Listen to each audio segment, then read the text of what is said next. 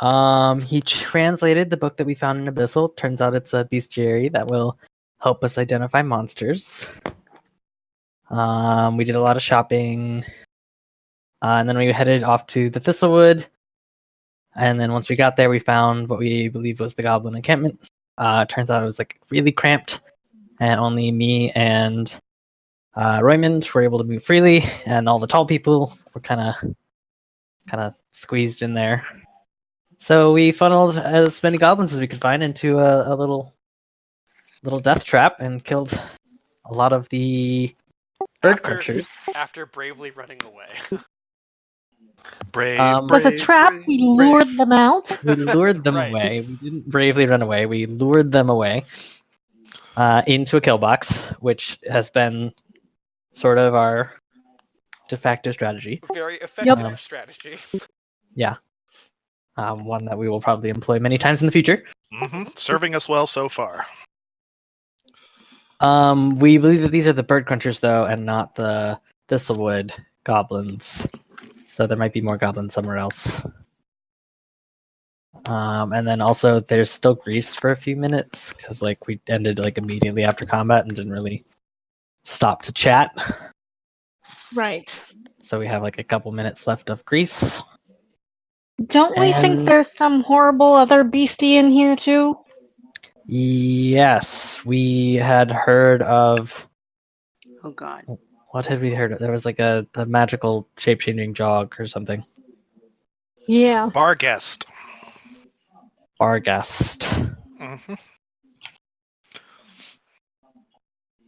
yeah, because we read that in the book. Yep. Or read that in the note and realized that we might encounter it. Yeah, I think it was like the page was dog-eared, and so we were suspecting. Oh, I think we also heard like some kind of like weird howling noise too, or something like that. We got the impression that one of those things was nearby from something. I can't remember if it was footprints or howling or something like that.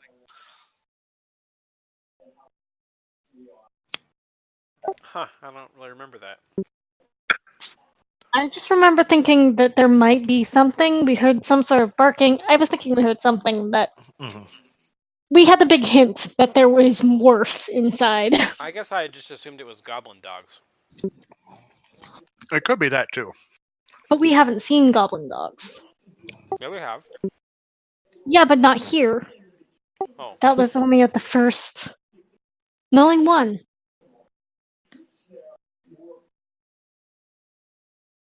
Yes, so far in our adventure we've only encountered one goblin dog.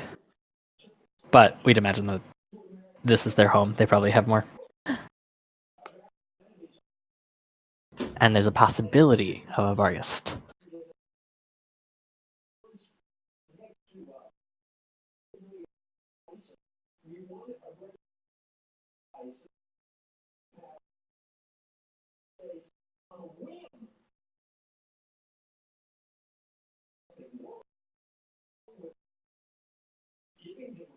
That was a good summary. Yep.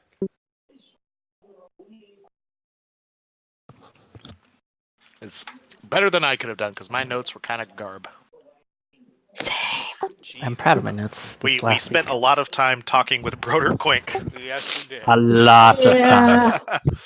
We were nerding out. We were very much in character last week. It was beautiful. It was very good. You guys did very good, and that was a very good summary. Yes, you found the dog-eared page over Barghest in the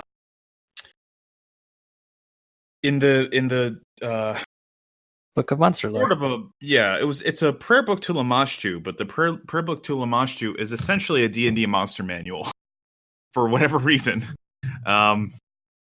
It's got a shitload of monstrous creatures are like detailed in that book. And there was a dog-eared page for a Barghest.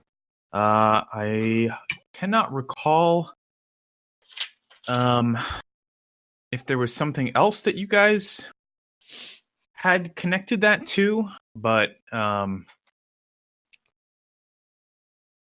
there was something else that it kind of raised your hackles about it. You had encountered a bunch of goblin or bird cruncher goblin refugees from the initial raid on Sandpoint. and they chased you out directly into a shish kebab trap that you guys had set up that was extremely effective. I believe Vanya was exceptionally ineffective at combat. I was. Didn't seem to hurt your chances. Yep. She was effective at hurting herself. Yes. I successfully unlearned how to operate a crossbow. Yeah. Monstrously effective. Oh yeah, and my spear intimidates goblins now. Yes, that too. I think it Love gave a you like kebab. as long as you're keeping the goblins on there, it's God. going to give you like a +4 to intimidate goblins or something like It says that. +5 in my notes. All right, +5. Take +5. I'm assuming, yeah. I mean, I think that makes a lot of sense.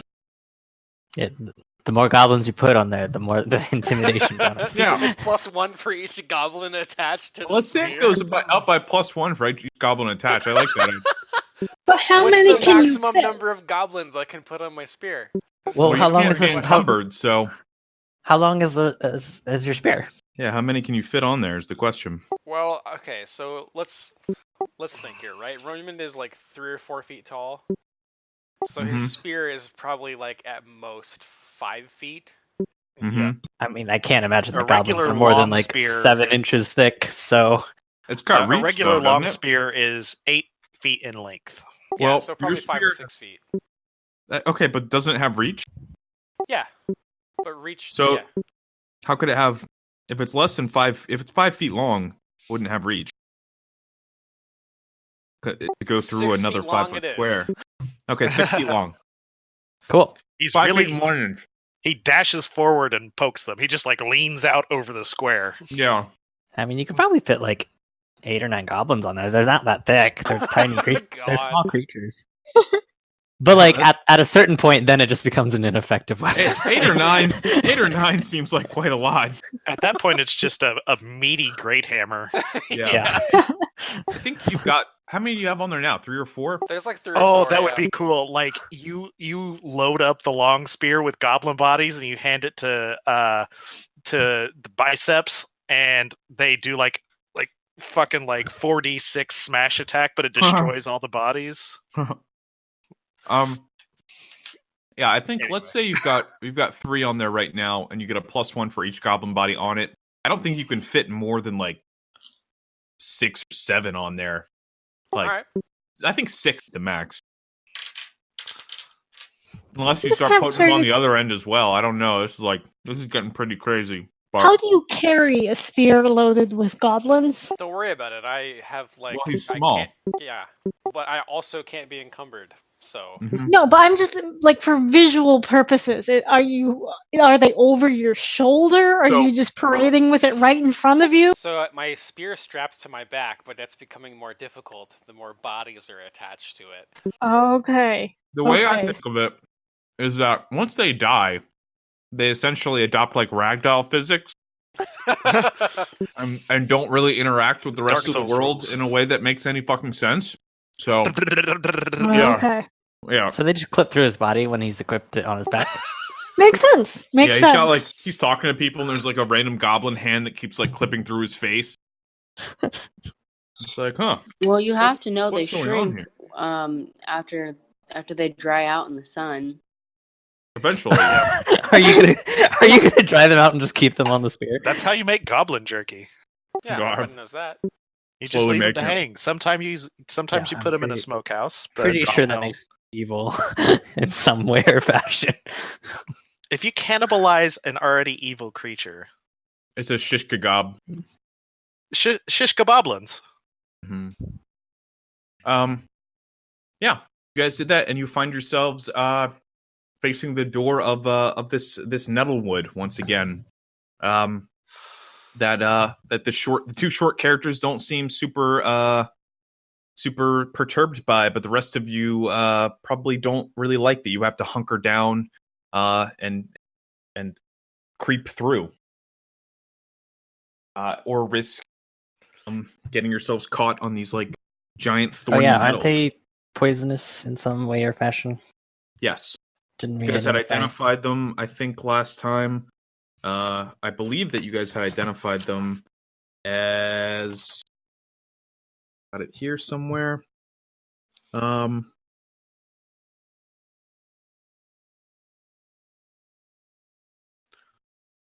Either stinging nettles or goblinberry patches.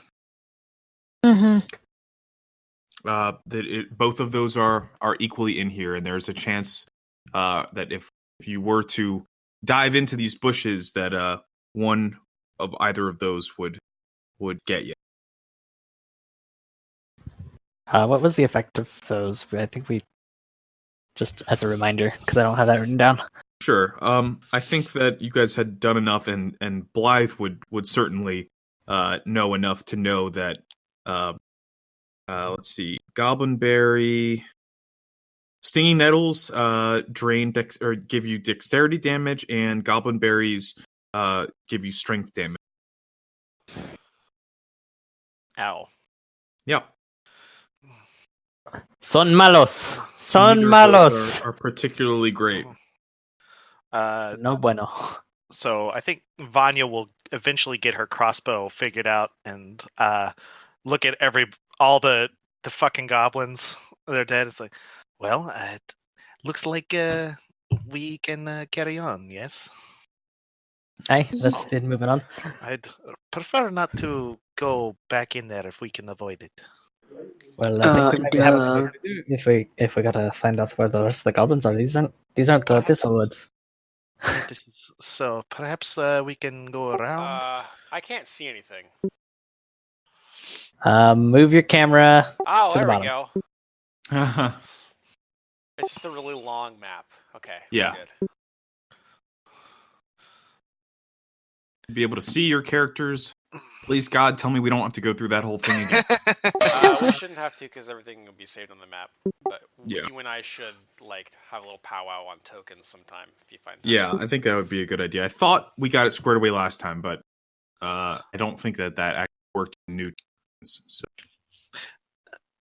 next time it happens, I think we should just take a full stop and just get it sorted out because I hate it.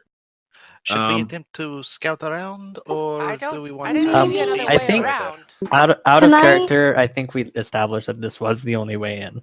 Okay. Last time. I was gonna say, can I scout around and see, or did we already do But that? I could be 'Cause don't wrong. remember. You can scout around and see. I don't think that we had established that. You know that. Let me bring you back here to the Hinterlands map. This it? You can't see shit on that map, really. Okay, so Thistletop is a big ass island that's just off the coast, and you guys are just off the coast of the Nettlewood. You guys are in the Nettlewood right now, but you hear the sea nearby, and you can probably see faint glimmers over direction, Royman, of light, and you guys can hear the water is very near, but you're still in the mainland. So if your characters wanted to explore other options, I mean, it's an island just off the coast, probably pretty close by. So if you want to do that, I'll entertain it. I'll allow it. I guess my thought was just seeing if there was a way around this tunnely bramble area, so we don't have to crawl. All right. Here, perhaps we should maybe see the further reaches of this area before we go too far. Royman, do you think that right down here would probably be through these nettles over here would probably be a good place to maybe take a look at surrounding? I don't see where you're pointing. It's I'm on. It's not right there. So kind of over toward that way, maybe just through this patch of brambles over here might be a good way. Or you guys can try to fucking slash through all this this thicket around you. But I think there's a little cliff's edge probably nearby here from the sound of the water that maybe you'd be able to get advantage. I'll walk over and pick up my sling staff where I dropped it earlier. And then I will go peek over there, I guess. I'm gonna say that you're the one that rolled really good knowledge before, didn't you? I don't remember. And now the log is full of Vanya bombs. Yeah. Okay. You're welcome. Roll nature. Roll me. I don't really have any knowledge skills. It was. Blythe did a big 23. Blythe 23 nature. Yeah. Okay. Elite. Second. Blythe. Well, why don't you confer with? Sorry, I feel like I'm like dragging this out now, but I'm not trying to. But I'm trying to keep things like sensible. Blythe, you hear it, and you think that like if you wanted to get a good vantage point, finding a place along the coast here. Yeah. I'm sorry. I think actually, question before you continue. Is everyone cutting out, or is it just Ryan? Oh, it's mostly Smitty, I think. Okay, yeah, that's all I'm hearing. My mic is kind of like backed up because I have the book in front of me.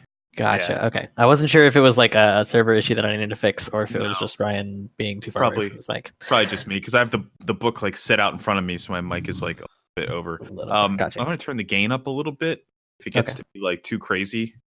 I mean, we can turn you down in Discord if you're too loud. Yeah. Okay. Let me know if I'm cutting out anymore because it's always a feature. I think Roymond, you had also spotted like a doorway, right at the same time you had spotted the goblins. Yeah, there's another way through. Here? Yeah. All right. So why don't we just, you guys take over from here. I'm not. Well, can I look down the cliff thing that you pointed out, or? Oh yeah. Okay. So I'm just gonna move you. I'm gonna say that like you're able to like you can see that it's kind of thin. The brambles are kind of thin right here, and you can see the beach right along the coastline right there, and like this is like cliff wall, which is like 20 feet above the shore. So I will head back to the party then. Okay. So best I can tell, we can either kind of walk along the cliff, which could be a little risky, or we can crawl through the thicket. And then I did see a door very similar to this pile here on the other side, so maybe it opens up onto a beach or something. Well, I guess since we already got the goblins out of the way, the thicket's probably safer. Perhaps nobody agrees. Perhaps we might, me and Ryman might be going ahead and checking out the door he found, and if it's safe. Yeah, that's a possibility. We could go check it out and run away at the first sign of trouble. Yes. Perfect. Y'all stay here, and we'll be letting you know. If you hear any screaming, it's probably safe to assume that we're coming back with some goblins. Whatever keeps us from running afoul of these nettles, yes. Yes, we will run away bravely at the first sign of trouble. Perhaps you might be setting up a kill box like we did before, just in case. Okay. Be safe. And Cardi will follow behind Roymond, like hands ready with ice in one hand, and like his liquid ice in one hand to cast cold, and his butter in the other hand, ready to cast grease. Damon, is it? Whatever your actual name is. Well, you guys keep calling me Bicep or Bison or something. It's definitely not the latter. Perhaps over here. That way, I have a clear throw. I don't want you to wind up on the wrong side of these vials. They tend to hurt quite a bit. There's two things. Kindness. There's two things that you see Roymond and Cardi. first off, you can see the refugee nest of the bird cruncher goblins now decorating your spear. This 30-foot diameter, low-ceiling chamber stinks of smoke. A shallow fire pit smolders in the center of the floor, while 9 tangled reed and leaf nests line the walls. It is currently empty. Probably because they all rushed at you guys, and you fed them into a kill box. Oh, that's the one that's the room on the left. Gotcha. Yeah, that's the room that's this room here. Okay. This is what you had identified before. You had seen that there was a patch of dead thistles that had been like used to like block the that entrance, and I just removed that for you because you had identified it again. Can we? Just there. Do we need to do anything to move it out of the way? I think you're able to, knowing what it is and like having identified it, you're probably able to like kind of shunt it to the sides enough and like just sort of take some time and like stomp on it. Yeah. Okay. Yeah, I think you're basically able to just clear it out okay. from blocking, and you should be able to see now, I think. Yeah, I can see the beach and what looks like a bit like an island that might have some fortifications or straw walls or something. I can't really tell with the lighting. Yeah, it's a large, like overgrown, old wooded structure, and it looks like a lot of it is like overgrown with like moss. Gotcha. But a lot of the geometry of it and the architecture looks like all fucked up. Like it almost looks like you see like a ship's bow that was like used as part of the structure, almost like a nest of some sort. But you can see the bridge and the island and structure on top of it. And I think that would be enough for you to know that is probably the island itself. Question for you. So like these things like right here around the edges, yes, those that's a look like the thistles on the right? Or is it just like all this overgrown mossy structure? I think that these are like trees and shit. I don't think these are like thistles. So it's like the thistles that we're in right now kind of like end here at the cliff, sort of. Yeah, I think that like the thistles are on the mainland, and on the island is normal vegetation. Cool. Yeah. Cardi will step towards... This is a cliff, I'm going to say also. This is not like... It looks like it's beachside, kind of, on the map, but... It looks like it might be higher up. Yeah, but it's significantly higher up. Like, this is like a cliff coming out of the water, which would explain why it's a nice defensible position. Okay. Maybe we should head back and get the others. Just have them come through here. I'm gonna maybe search around the goblins' camp a little bit and see if there's any clues we haven't found. Okay, I'll be heading back to get the others. You be safe now. And Cardi will go back to going through the brambles kind of slowly. And once I get here, I'll be like, me and Raymond found out the campsite that these bird crunchers were staying at, but we also found another path on the other side. But it's over a sheer cliff, and then there's a bridge that we might be able to get to, but it could be dangerous. Blythe, you wouldn't happen to know any rock climbing abilities or anything that might be able to keep us safe? Because I'm not very good at climbing. I prefer to keep my feet on the ground. Yeah. Is there something I could roll to know that, or is that just a character thing? What are you trying to learn? I'm not necessarily trying to learn anything so much as invite people to come up with strategies for traversing a cliffside without falling. Could that be a survival thing? I guess what's beyond the basic. I think survival would make the most sense. As far as like any kind of like knowledge check. Yeah, I would accept survival. I know any tricks beyond just, rope. I don't think there are too many other tricks to be had when it comes to climbing cliff faces. You think that if anybody's got like a scroll of fly or like dimension door, that'd be great. But yeah, otherwise for that shit. Yeah. Otherwise, I think you would know that like with that survival check that people would want to like, take off any armor that's going to interfere with their climbing. And I would also say that with that, you'd probably be able to if you were able to actually look at the cliffside, you'd probably be able to kind of plot the best climbing course or and identify handholds and things like that. Okay. Which I would give you an advantage on if you went to if you actually went to climb it if you had succeeded. Okay. Survival. Well, yeah. Let me guide you through. Be careful of the nettles again, but on the other side, it opens up a little bit onto the cliff, so hopefully you guys can stand. Do I find anything? Okay. Cool. It looks run down here. You don't even see much in the way of goblin trappings. In the sense that goblins like to usually decorate their living areas with grisly fetishes and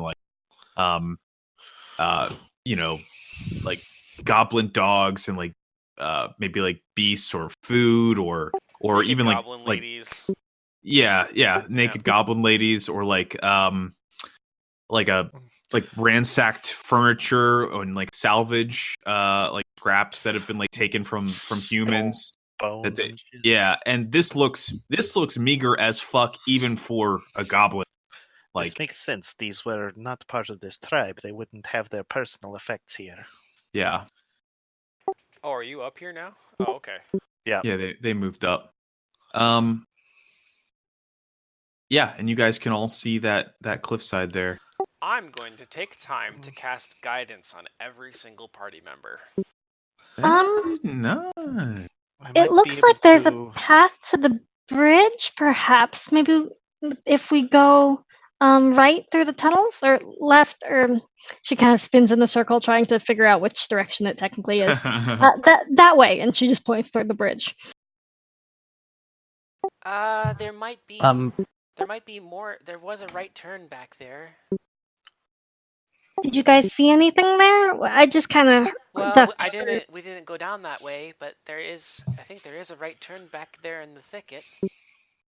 It might be better than trying to get along this edge. Well, the downside of navigating cliff face is that dangerous, though, is it? There are. I'm given to understand that this is more or less a sheer cliffside, and the nettles are more or less overflowing, occupying off the edge. Yeah, they are more or less occupying that entire space. I don't think that anybody's. The map doesn't really reflect that. See, this is why I got into map making.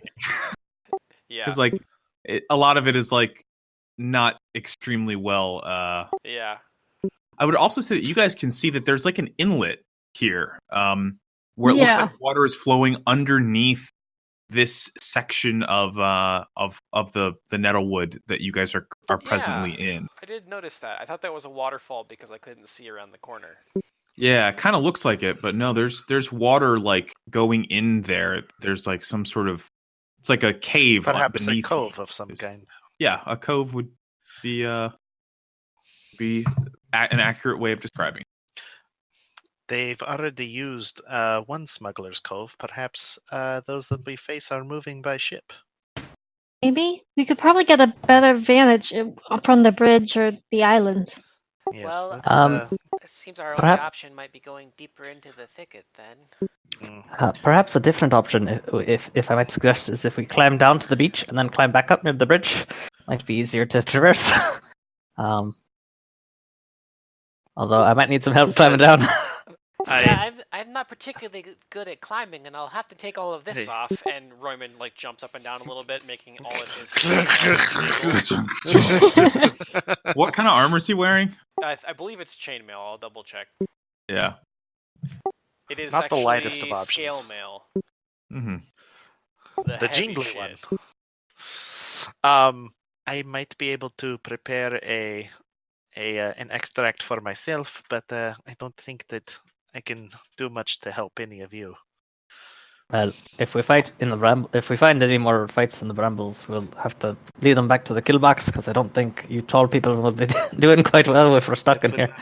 Yes, yeah, that's true. Just out of curiosity. Yes. Are these the brambles that are sort of forming this tunnel system, are these are alive, right? These are living. Yes. Okay. Because if they were dead, I would be like, okay, I just burn the burn it all. forest down. Yeah.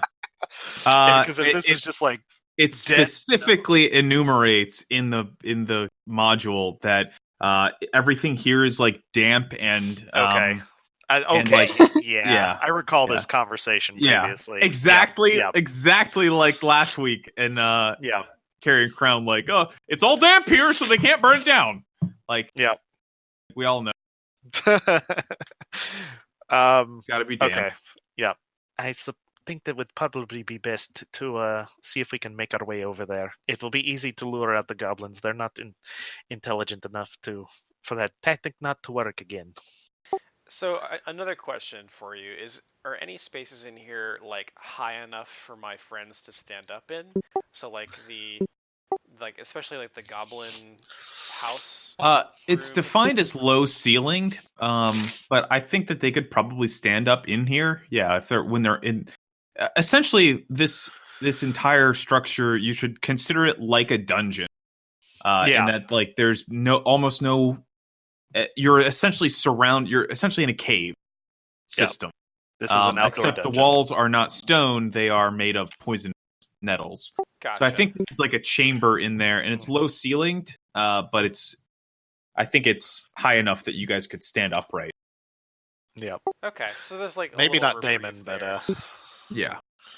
Okay. Well, how high up is this cliff? Would we estimate? I think he described it earlier as about 20 feet. I think I said like 20 feet. I could be wrong about that, but that's not terrible. Yeah. But also, I mean, we're not going to fall to our deaths, but I mean, a failed climb check. The most we're going to take is like a few damage if we fall, but like if the climb checks with rope are not 60 feet. Yeah. Oh, never mind. That's bad. Different. Okay, 66. Wait. Hold on. Okay, I could be wrong. It might not even enumerate how high off of the ground this is. So no, the 60 feet was for something else. So if it's not enumerated, it's probably a lot. Thistletops is a curiously round island about 60 feet offshore, but that's not high up out of the water. Island. Yeah. Yeah. GM Fiat. Yeah. Let's say you're 30 feet up. I feel like that makes sense considering the other architecture that's described. Okay. High enough. Unless I find otherwise. Practical. Okay. Yeah. Well, it's up to you guys. I obviously, I could just walk through, but nope. The cliffs themselves are 80 feet high. Fuck that. Oh gosh. All right. I'm wrong. As the ground slowly oscillates between 20 and 80 feet. You guys are all briefly inflicted with myopia. Whoa, that's way farther away than I thought. I can't tell. And then one of you has the idea to toss a stone and wait and see how many seconds it takes. And you toss one over and everybody stops to listen and you just never hear it hit. And you go, all right, probably pretty far up there. The safest choice will be to proceed through the nettles as hampering as they are. That kind of sucks. If nothing else, I have a potion for myself. Perhaps... do you have anything that can help make our friends here smaller? Or maybe turn them all into halflings? No, I can make myself halfling size, but I'm not able to do anything for anyone else. Oh. You see Roman looks kind of sad. Yeah. Blythe looks kind of relieved. Perhaps we might be hanging out. I'll figure out how to harness your auras, and we'll have a whole halfling family. Oh, yeah. Harness my aura? I don't know what that means, but I think it might be a sex thing, so I'm just gonna walk away now. Oh, be careful! Carney looks up it's not a harness in that sense. It's a manipulation of the body's natural magic. I don't have time to explain it right now. Vanya, I don't believe that they're learning in the arcane arts. Hey, let's maybe go. Yeah. Okay. Perhaps while me and Raymond got ahead, y'all might want to hang out in here where you guys can stand. In case we find some goblins, we can lead them back to you. Oh, okay. Be careful. Yeah. You can't tell me what to do. Blythe looks very anxious. You're not my mom. You're not my dad. Here, yes. There's another clearing this way. Roymond. Uh-oh. 3 thistle tunnels open into a large cave-like chamber. Above, the thorny canopy grows thin enough that tiny slivers of the sky above can be seen, while below, the ground consists of trampled dirt. To the west, you see a little hole, and the distant sound of sloshing waves echoes up through it. Oh. This might be, Does the ground around the hole look, like particularly soft or weak from my vantage point? It does not. It looks thoroughly trampled. This is sort of like the hole in the Erie, the sky hole. Yes. Something like that. I look down it. Okay. Same. You I drop a see, pebble. yeah. You see a 70, like a deep pit. It's like a deep hole that leads all the way down to some sloshing waters. And you believe that this would be the kind of sea cave that inlet probably leads into. And you guess that there's probably a kind of I don't even know what you call it.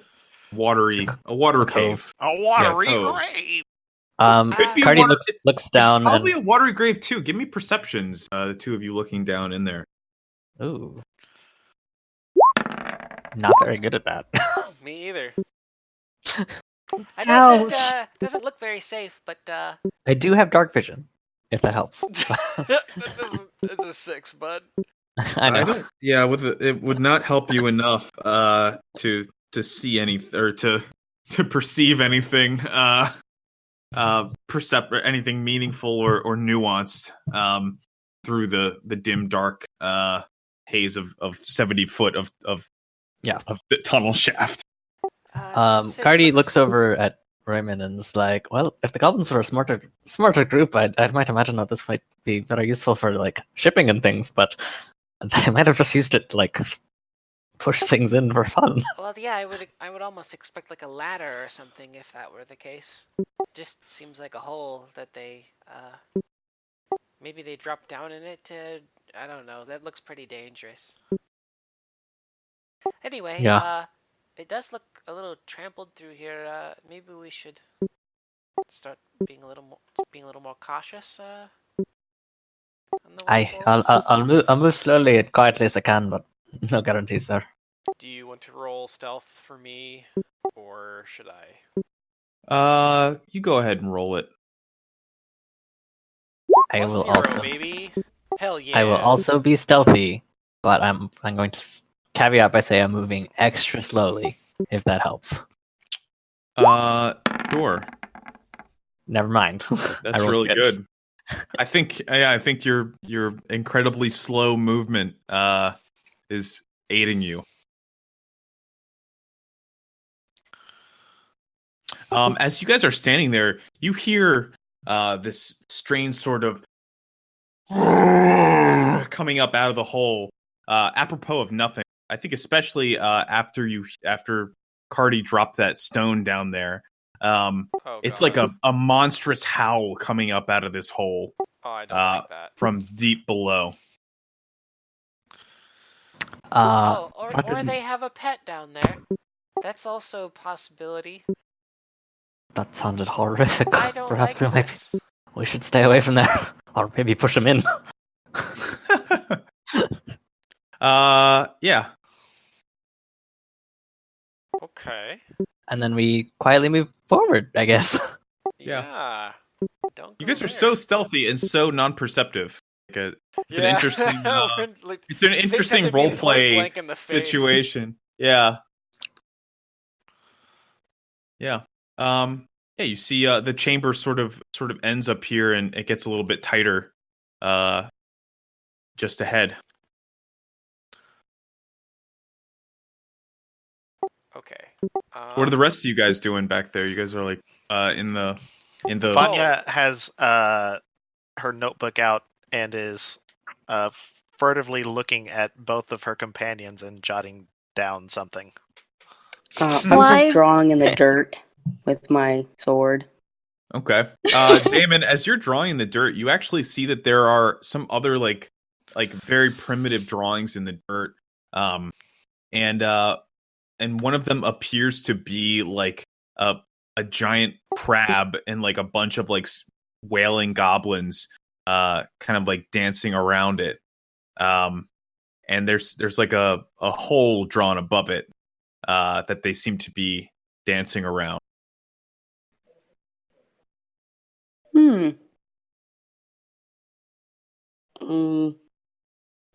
You probably don't know what that means. No. Vanya? Yes. Hey, look! I didn't draw this. It's very way better very than pretty. they are. I'm taking some notes. But do you see it? It's like a creature thing. She closes her notebook in frustration and puts her quill away and says, "What are you?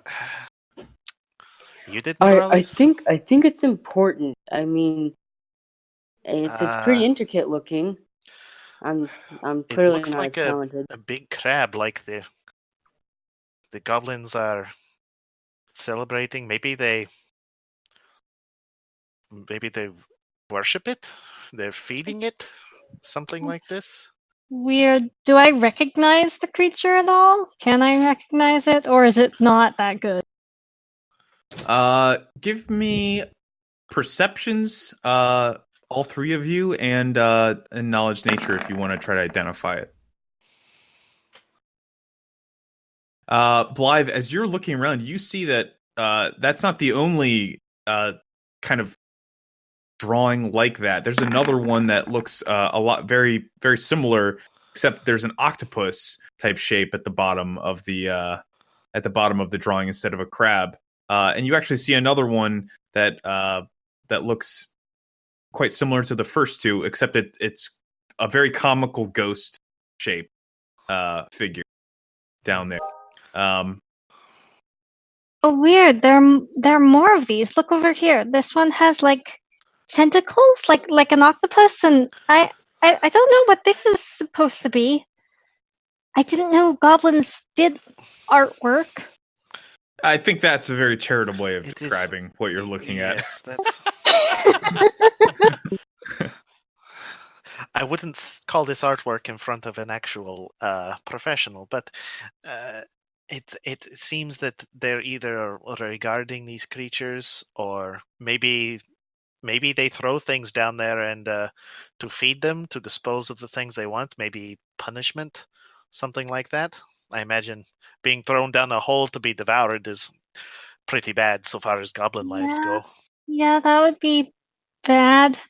Did I know anything with the knowledge nature, like what these things were, or anything more about? I think you've identified that there's some sort of creature at the bottom of some sort of hole that's being described to you. Let me see what I can give you. Would local provide anything? What was your nature? 19? 18. I would allow you to assist with a local.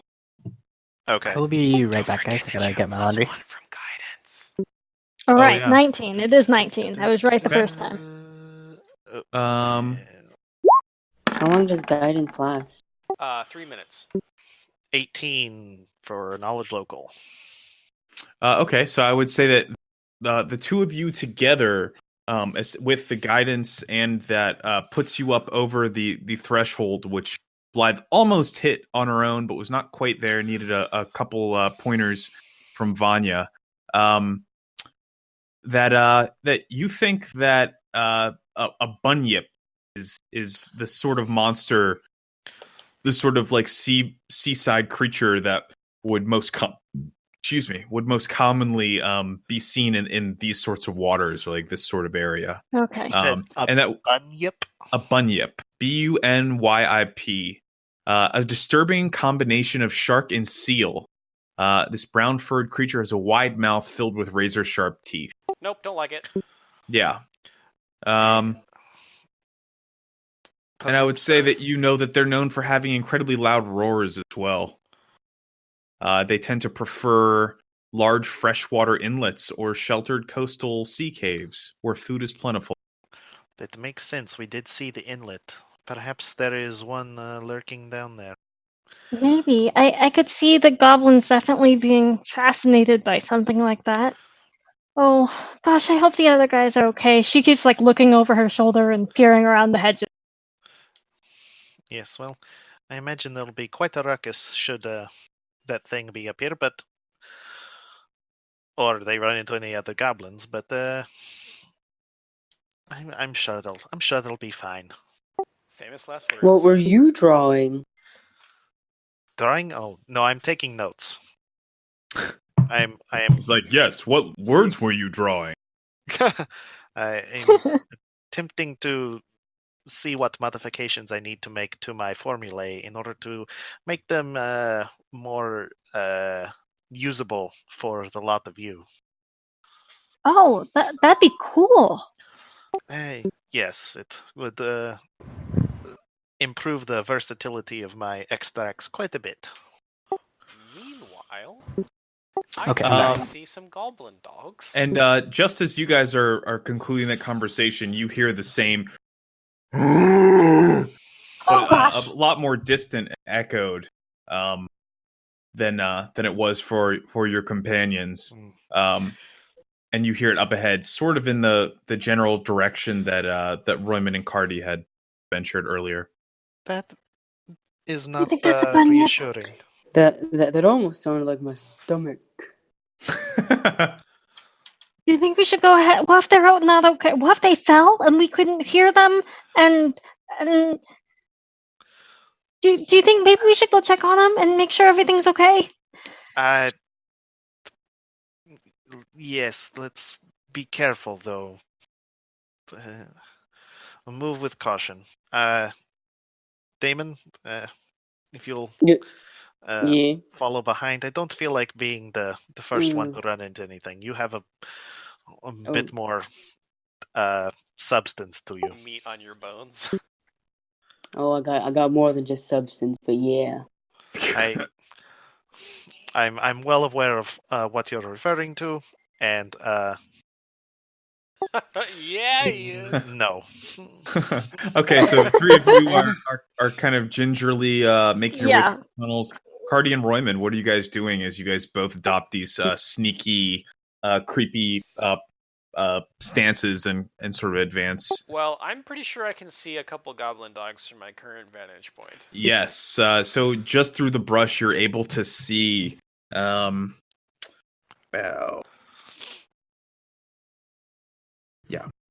The floor and walls of this musty-smelling chamber are covered with matted, wiry fur. Well-gnawed bones lie scattered about the floor, and a dozen wooden stakes have been driven into the ground near the walls. You can also just barely spy, Roymond, a couple goblin dogs just sort of like rooting around.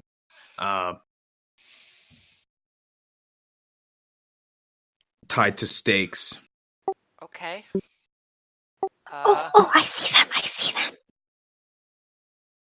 I will, I'll turn to Cardi and say, well, looks like there's some trouble up ahead. I think our task is to lure them back to the others, right? Cardi then looks behind him and notices Blythe and just like looks back and just shrugs. This cave here is high ceiling, if that wasn't clear. Okay.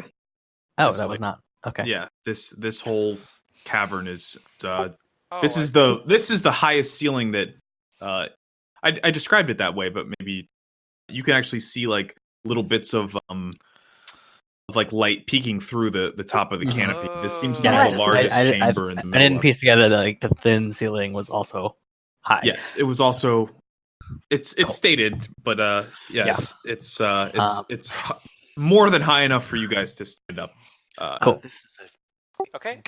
improvement. Cardi then- sneaks back to Blythe, actually, after Royman tells Cardi about the dogs and says, Royman sees some dogs up ahead. He's gonna lure him back in.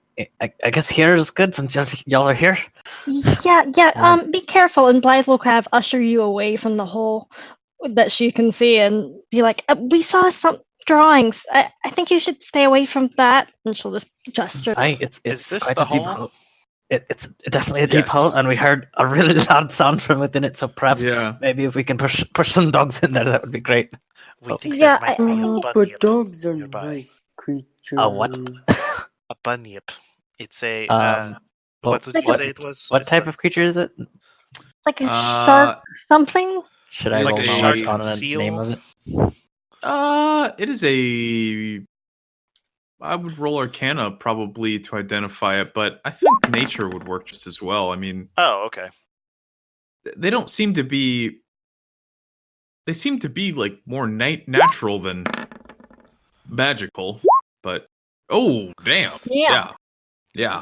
Vanya, you know fucking everything about bunyips. Like you heard about these things a lot. Like I think your parents like always warned you about bunyips whenever like you were near the water, like wanted to go for a swim. Well, but probably you had not. parents, right? Well, I had my adopted caravan parents, and then I had my my parents that died when I was 5.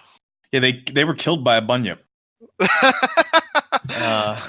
Now we know. One of those weird inland Talden bunyips. Yeah, it was a land bunyip. Very rare. Actually, there was just like an underground stream near your house. Yeah, it was weird. There was your family home was built on a sinkhole, and there was an underground cave. There was a bunyip in there. These are becoming more and more reasonable, so I'm okay with it. A disturbing combination of shark and seal. This brown furred creature has a wide mouth filled with razor sharp teeth. You know that bunyips have the ability to blood rage, which activates whenever it detects blood in the water using its keen scent. But otherwise functions like normal blood rage do. It gets +2 con and +2 strength and a -2 penalty to AC. So you the also hole know is bad. Yeah, loud and horrifying roars is what they're also known for. Yes, so try not to bleed into the water, excuse me. Damon, do you mind standing up there with the Blythe? I don't really want to be near the hole anymore. Yes. Yes, give me perception checks as the three of you walk in here. Oh, and look at this hole. Cardi, you already failed yours, so. Look at this hole. This hole is amazing. Check out this fucking hole.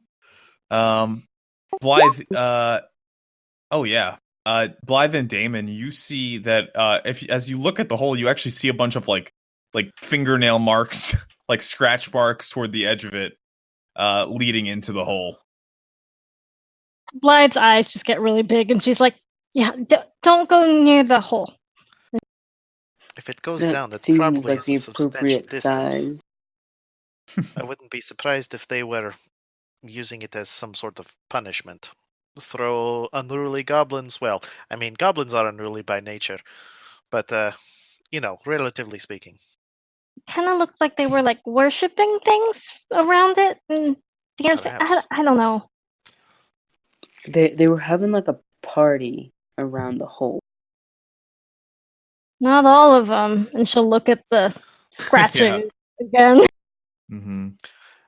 Most of the parties I've been to, there's probably been one person taken away kicking and screaming, but not to anyway. interrupt, but are we ready to kill these dogs? I've been. I don't want to kill dogs. Wait, Dogs there's are nice dogs. creatures. Yeah, different kind of dog there. Yeah, I'm ready, and Blythe will goblin dogs. hold up her sword. Cardi readies a crossbow. Yep. Okay. I got my Ryman is going to crossbow. move back to the choke then. Okay. And he is... he's going to... Here, Give me a perception. Okay. I stated this, but I have a feeling that you didn't. Either my mic didn't pick it up, or yeah, yep. You don't see anything. Nothing seems particularly. You don't notice anything else beyond what I already told you. Okay. Should we gather around this point up here by the choke by Raymond? Would that be better? I mean, if you want to stand next to the goblin kicking and screaming death hole. Touche. No, I'm fine with it. I want you to do that. She looks at you with like this really sad face. Because it will provide a choke point for them. Yeah. It sounds like Grumpy Bait is a good idea. And you can throw them in.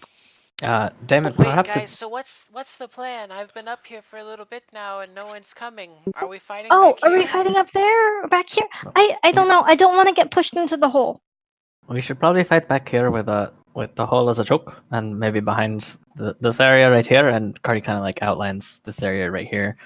Maybe I can cast Grease here, and we can kind of stand behind it after you guys get back.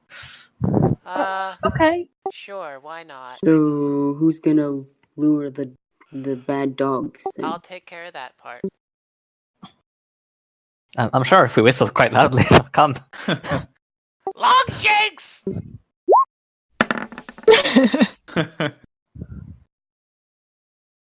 That should pass, given the other things sure that hope have it. passed. Okay, so you're just yelling. Yeah.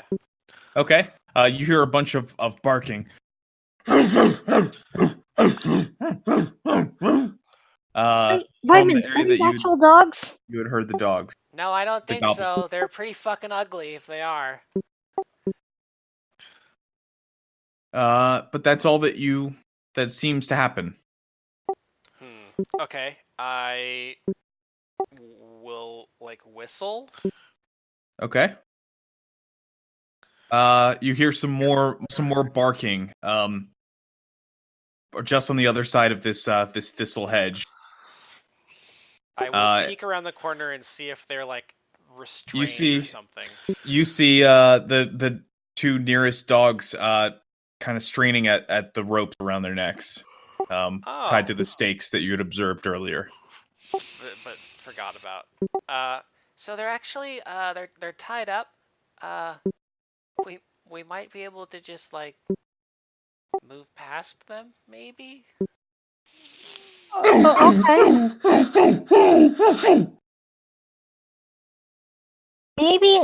Maybe, Vanya, maybe you have something that we could put them or down we can just blow them all up. Lai looks kind of horrified because she's I'm enthused by hasn't this. seen them, so she thinks they still might be regular dogs. I don't think they sound like regular dogs. Do they not? Okay. No. Okay, never mind. I'm doing it because I don't have a clue how to do a goblin That's dog. fair. Bark. That's fair. What would that even? Them as more gurgly than dogs. They're a mixture between dogs and massive rat. So okay. I don't even know how to. I don't even know how to just what that even really A would squeak bark. sound like. A squark. Yeah, I was trying to do a little bit, but it's very hard to bark squeakily. To do a falsetto bark.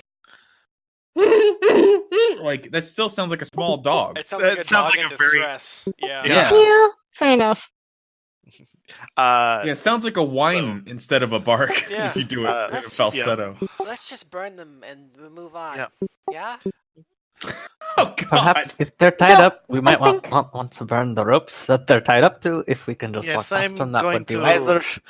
I'm going to use the frost formulation. And yeah, that might be good, or just a poison, just to put them out. I don't have any step poison. into view of the doggos. Oh, there's lots of them. They immediately look at you and start barking and start straining at their ropes like they're trying to get at you. Yeah, I'm just gonna move past. Okay. Oh, there's a thing. Give me a second. Don't move. Ooh. I think that's already fucked up, but let's see. Yeah, I saw it. Yeah, I know. Wipe that from your memory. What? Wipe what from my memory? Nothing. The GM neuralizer. The ignoralizer. Just want to make sure I'm like getting this right, considering that you guys baited the dogs. Whoa. Just because it's an RPG doesn't mean that's still not bestiality. Baited, not masturbated. Were you sneaking, Roymond? I heard the apostrophe. Before, I mean, I yelled before, but yeah, I would have still been stealthed, I would think, other than not. Like as you're creeping past. Well, the problem is you yelled and you like attracted the dogs. Yeah. I think it's probably unreasonable to say that I'm still stealthed. Yeah, I would. Yeah, I think that's accurate. Okay. Yeah. Okay. Fuck it. You know what, Roymond? As soon as you round the corner, you see, the bushes seem to like move slightly, and as you look a little bit closer, you see a large dark cat that seems to be like staring directly at you. And its jowls kind of lift up from its teeth, and you see these like long, sharp fangs, and it like makes like a hissing noise. Yeah, so if you maybe just want to eat, if you just want to eat these dogs, that's cool. And Roymond's just gonna start backing up. Roymond, what are you talking about? There's like a big cat. It's like a lot bigger than me. It's bigger than cats should be. It's like there are many species of large cats, though I don't know that any of them are native to this area. Yeah, can you describe it? I didn't really get that good a look at it. It's Can dark. I do it's a dark cat. Can I do a local or nature to I don't know. see if... It hissed at me, and I don't know if it's hungry, but hopefully it'll just go for the goblin dogs, and then it'll be fine. I'm just a little halfling. I can't be that tasty, right? Don't sell yourself short. I'm sure you're delicious to a number of living creatures. No, you're not helping. Vanya, none of that. Speak to our friends. What? It's rude to be telling people that they're delicious to other creatures. I thought they might find it. No, nobody wants to consider the fact that they might be eaten one day. I think that I've considered it many times. All you would be able to describe it as, Roymond, is like a very large cat. Yeah, big black cat. That's what I saw. Yeah. Okay. Yeah. I didn't roll a very good nature to see if I can think of it like any native species or anything like that. I don't think that. I think it's 15 plus CR. 10 plus CR for monster 10 weaknesses and abilities. With not having seen it yourself, I would say that it sounds like he's describing some sort of like cougar. Yeah. Sounds like a cougar, though what it would be doing here, I imagine it. Anyway, are we disposing I didn't know your of mom these was dogs? in this forest. Kapow! Yeah, you haven't met my mom. Cardi, I actually need to look up how familiars and their masters can communicate. I know we can communicate telepathically, but Cardi is going to send Brock ahead to like look at what Raymond saw.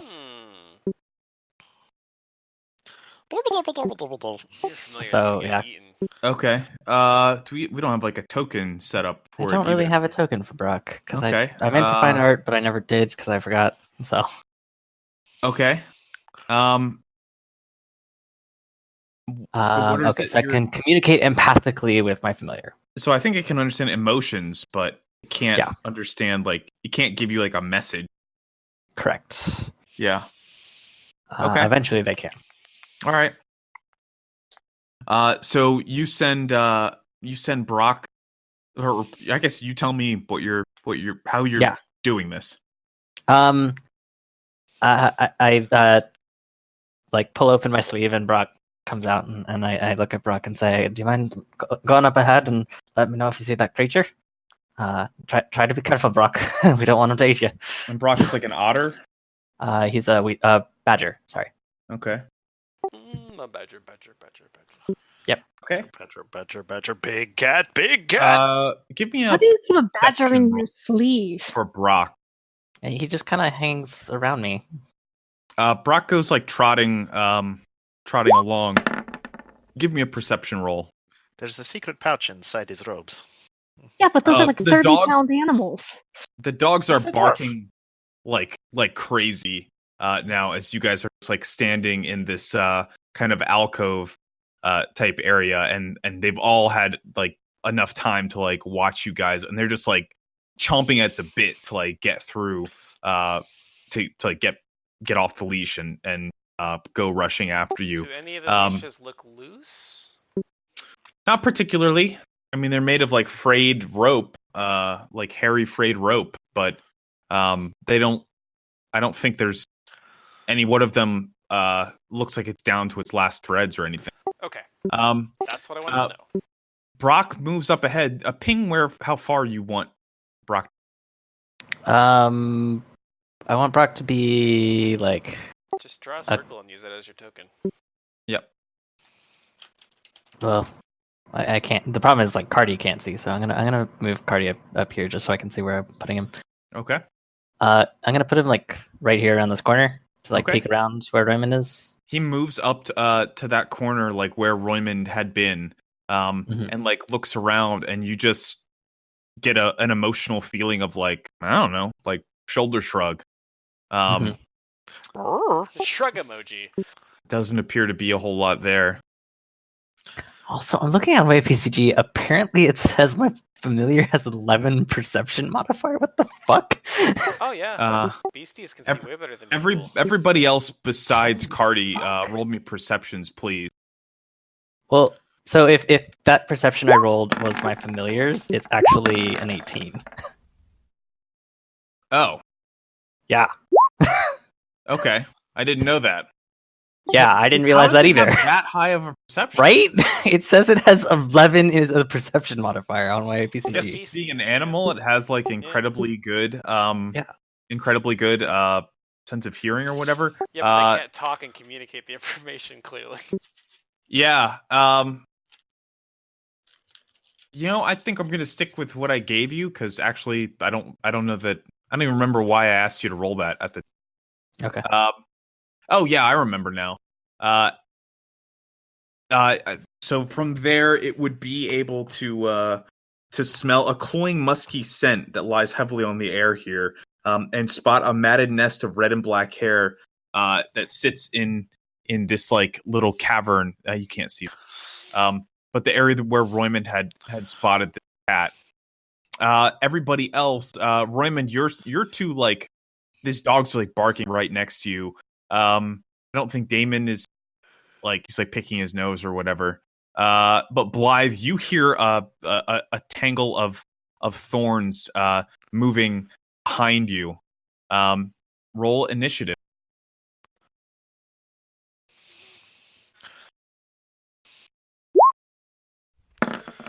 I'm surrounded by tough people with swords and maces and stabs and spears and stuff. I'm in a perfect position. Yep. A terrible initiative. Better than me. Oh, yep, just burly. Haha, burly. Well.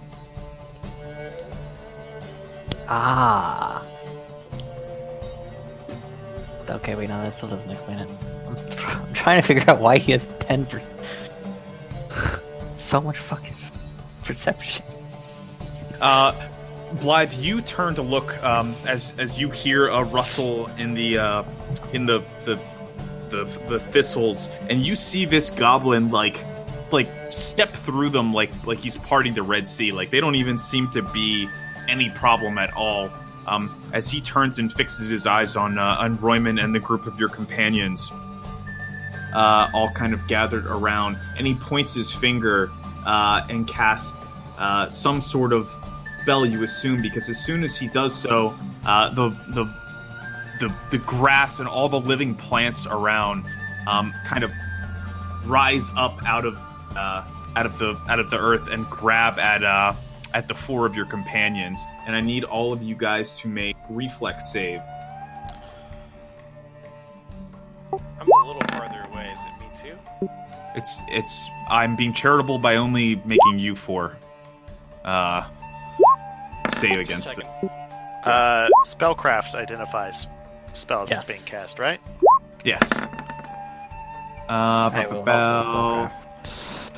Oh yeah, you hear the words in this like strange druidic language, and even though you don't, do you speak druidic?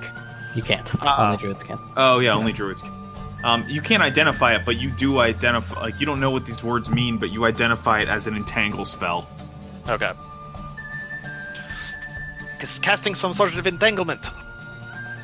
Damon, you're entangled. Royman, you're entangled. Cardi, you're entangled. Vanya, you're just barely able to to kind of yank your boots out. I think you actually grab onto Cardi and Royman's heads and you just use them to prop yourself up off of the ground,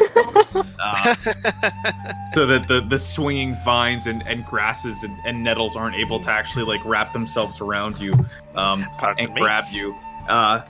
And then and you see the goblin near you say, "Tangletooth, get them! Get them now!"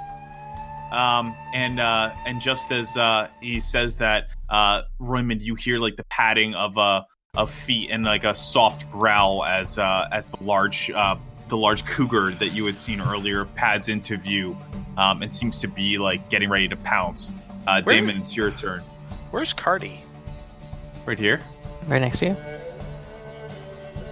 You not see him? Maybe I need to refresh. I've had that problem before where some people's tokens weren't loading. Oh, right there.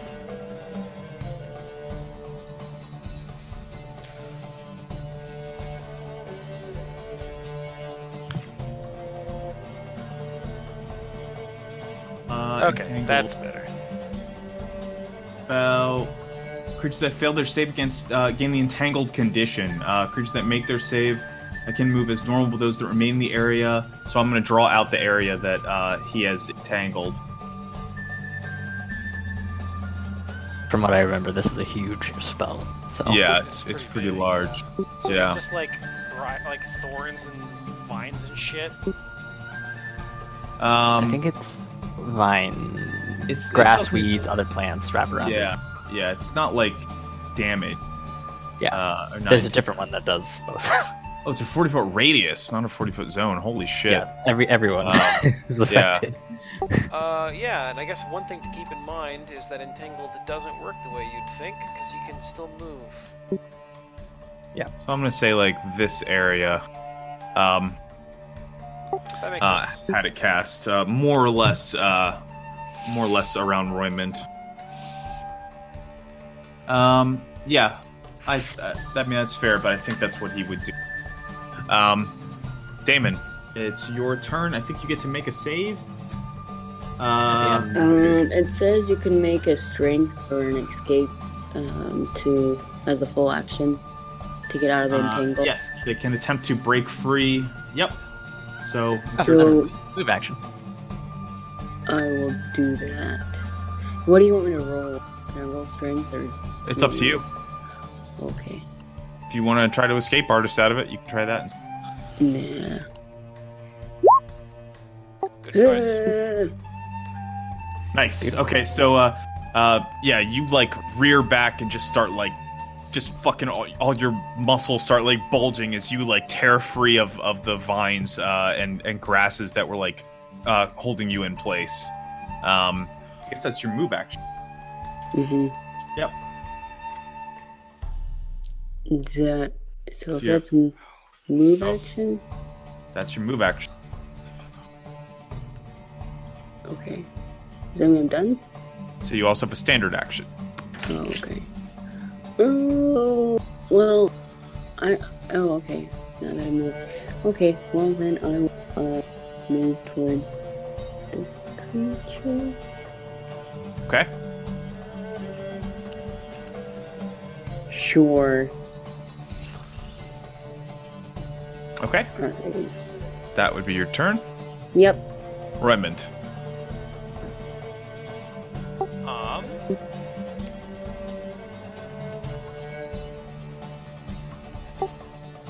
Roymond is going to take. I will try to break out as well, I think. Okay. Yeah. My freaking character sheet open, so I can actually roll a strength check.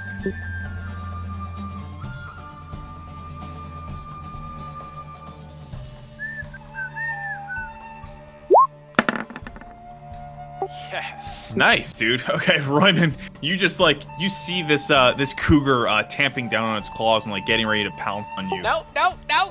Yeah, and you just you just dig deep into your terror, and your adrenaline just fucking suddenly all your traps are up at your ears. You're fucking jacked, and you just flex out of this. In a move. Still have your standard action. Okay, in that case, I'm going to put a bullet in my sling, and I'm going to throw a bullet at the panther guy. Okay. If you stay in the area, you have to save again at the end of your turn. Oh. I'm sorry. Also, if the plants in the area are covered in thorns, those in the area take 1 point of damage each time they fail a save against the entangle, or fail a check made to break free. So you guys would all take. Anybody who failed the initial save will take 1 point of damage from thorns. I don't think it's fair that you would also have to roll against the poison. Okay, 14, and this is against the cat or the caster. The cat. Yeah, your sling still has a couple thorns on it, and just goes. It kind of catches you, and you miss your shot, and you hear one of the dogs go "Oh!" as your shot thunks into the dog's head, and it actually collapses. It's straight knocked out. You got it right between the eyes. I feel bad, but also not at all. There's a little sleep bubble kind of burbling next to its mouth. The little Z's. Yeah. And the little, okay. It is the character's turn. Let's see. What's he gonna do? I think that.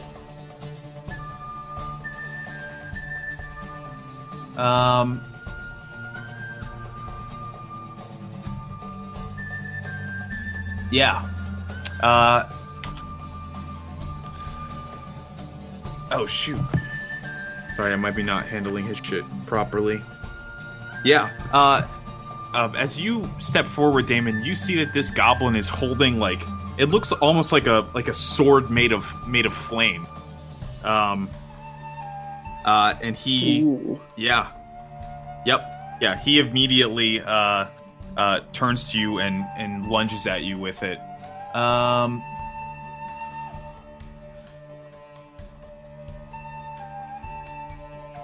Okay, and I don't think you don't have gunpowder or anything. So, No. sorry, it's a weird spell. I'm trying to determine if it's there it is. Oh god. All right. He swings at you with it really terribly. He doesn't look like he's ever moved his arms in his fucking life. Your fireplay is pathetic. Yeah. And he goes, "We'll see about that." He is gonna 5 foot here. Actually, I think he's gonna 5 foot here. I can't see. He's into the. He seems to glide easily into the brambles. It ain't no thing. Cardi. Well, I'm gonna try to escape. Okay. Can I have Brock try to help me somehow? if you can think of a way that a small animal companion can help you escape from being entangled, chew on the thorns. I wouldn't allow it, because that doesn't make any sense at all. Oh. Damn. I don't know if there's something special, but I think that like there are familiars who give you escape artist benefits, and I think it would be unfair for me to let That's true. let you have it for free. Escape artist. Please roll high. That's not high. Nope. You try to pull yourself free, but you find that the thorns are snagging all over your robe, and some of them kind of dig in and scratch your flesh, and you take another point of damage from failing to escape from this. Well, so you can't move, or you can move. You can move at. I can move at. Oh, I can move at half speed. Yeah, at half speed. Yeah, it's not entangled like World of Warcraft. No. Which is what I think of when this spell gets cast. That's what I thought it would be when I first had him do it. I still think it makes the most sense for him to do tactic-wise. Oh, for sure. Yeah, I mean, it's also really good. Like, slowing down the enemies. Carney is gonna use his standard action to move here. Okay. And I'm still entangled, so I don't have to do another save. Okay. Yeah, I think that's true, but please confirm that that's how Entangle works. Cause... if you have made your save and stay in the area, then you have to make another save. Yeah. But I failed my save, so... Okay, yeah. I guess... Otherwise you take damage every single turn. I guess that's... Like, extra damage every single turn. Fair, yes. You just get it from every whatever. Okay, yeah, fuck it. That's how it's written. Vanya.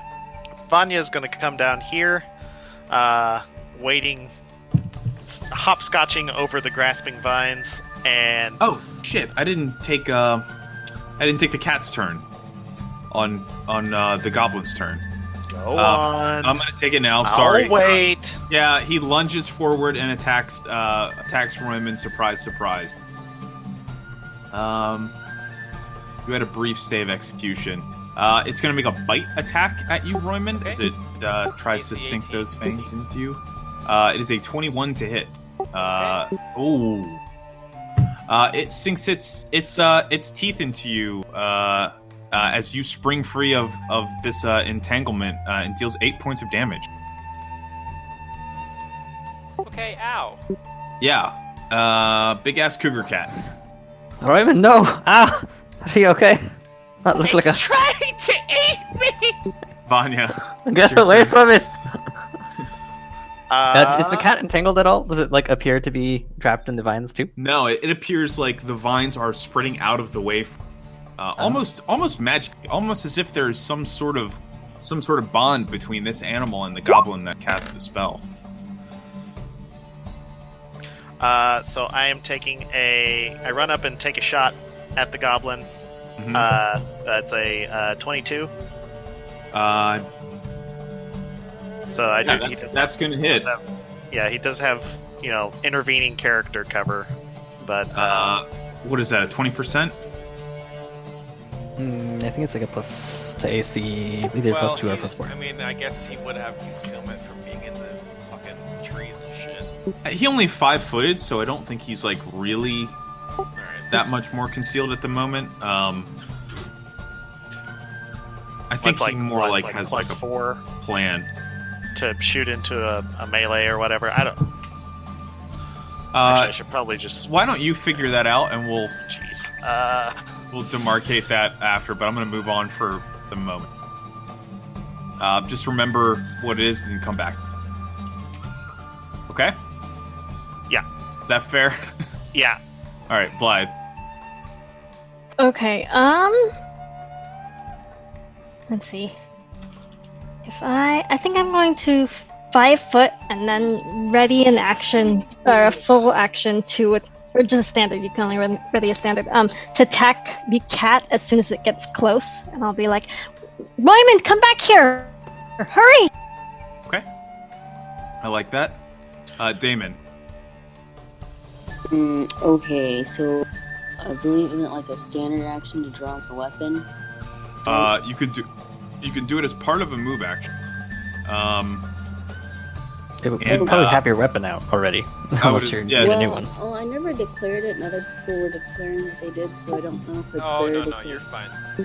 Considering that you're literally in a dungeon and expecting combat and everybody's got their weapons out, I would be very surprised if you didn't have your weapon out. Yeah. Okay. Well, then I'm just going to try to hack at the bushes here then, where I last saw the creature.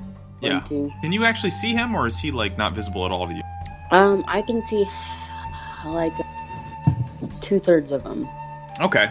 I'm gonna say that,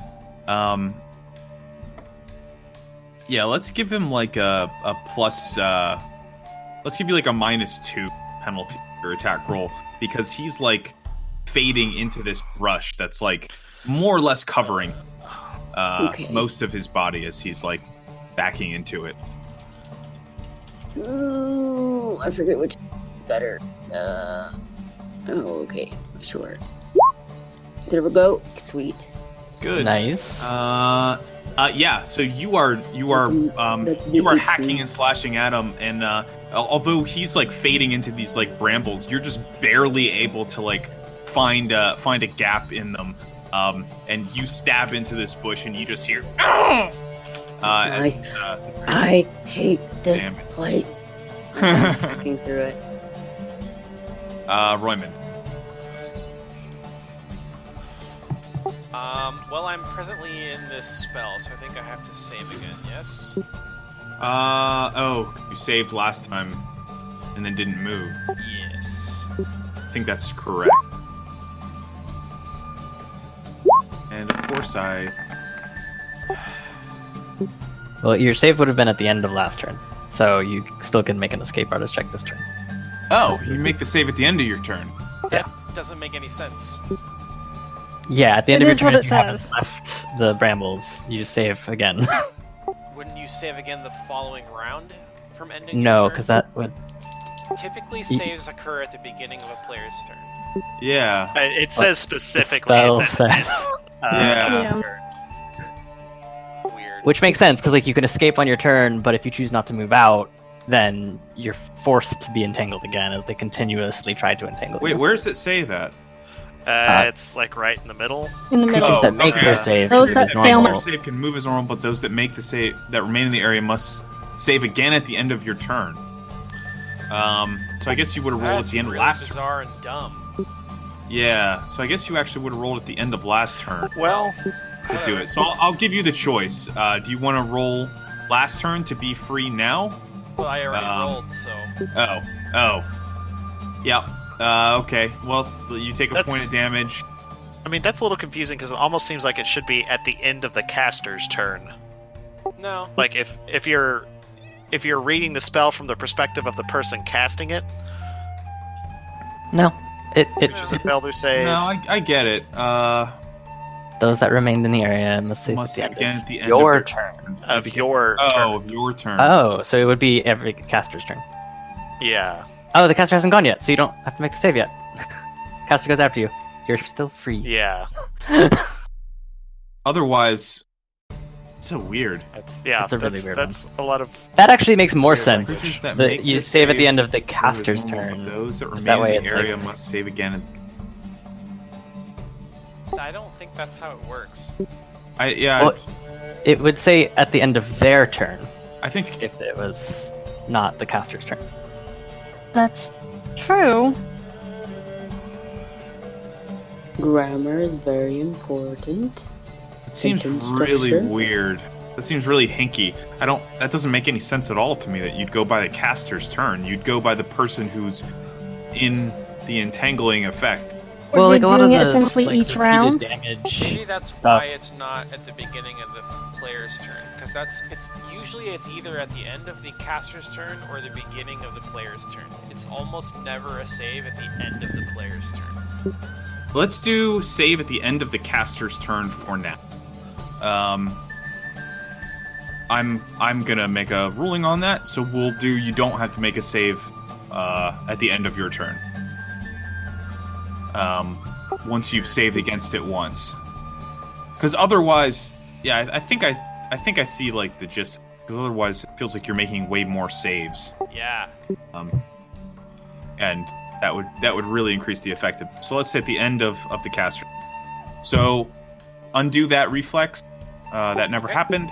All right. You are not. I am going to. Is it still So if I save, is it still difficult terrain for me?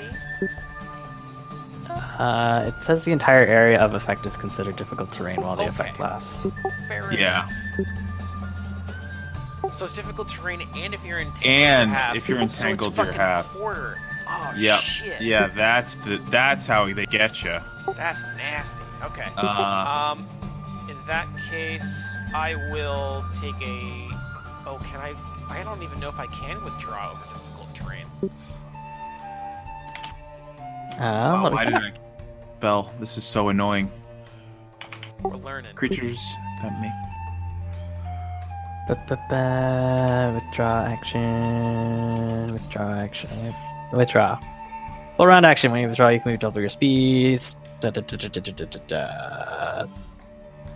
Visible enemies do not get attacks of opportunity. Doesn't say Invisible so. enemies. You can totally Doesn't do say that. anything about. All right. So I would make my entire movement. Mm-hmm. Double my speed, but half, so I can move 20 feet. Double your speed. So withdraw is a full round action. It says double your speed, but really you're just double moving. Okay. And then the area is difficult terrain, so that's half. Gotcha. So it's a Right. single move. Okay.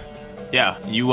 You withdraw, clambering your way over here, and it does not get an AOO against you, I believe. Yeah. That's the The whole way I've point. always imagined withdraw is that you're like guarding yourself as you back up. Okay. Teddy, you've come heard- back here. Yeah. Let's see.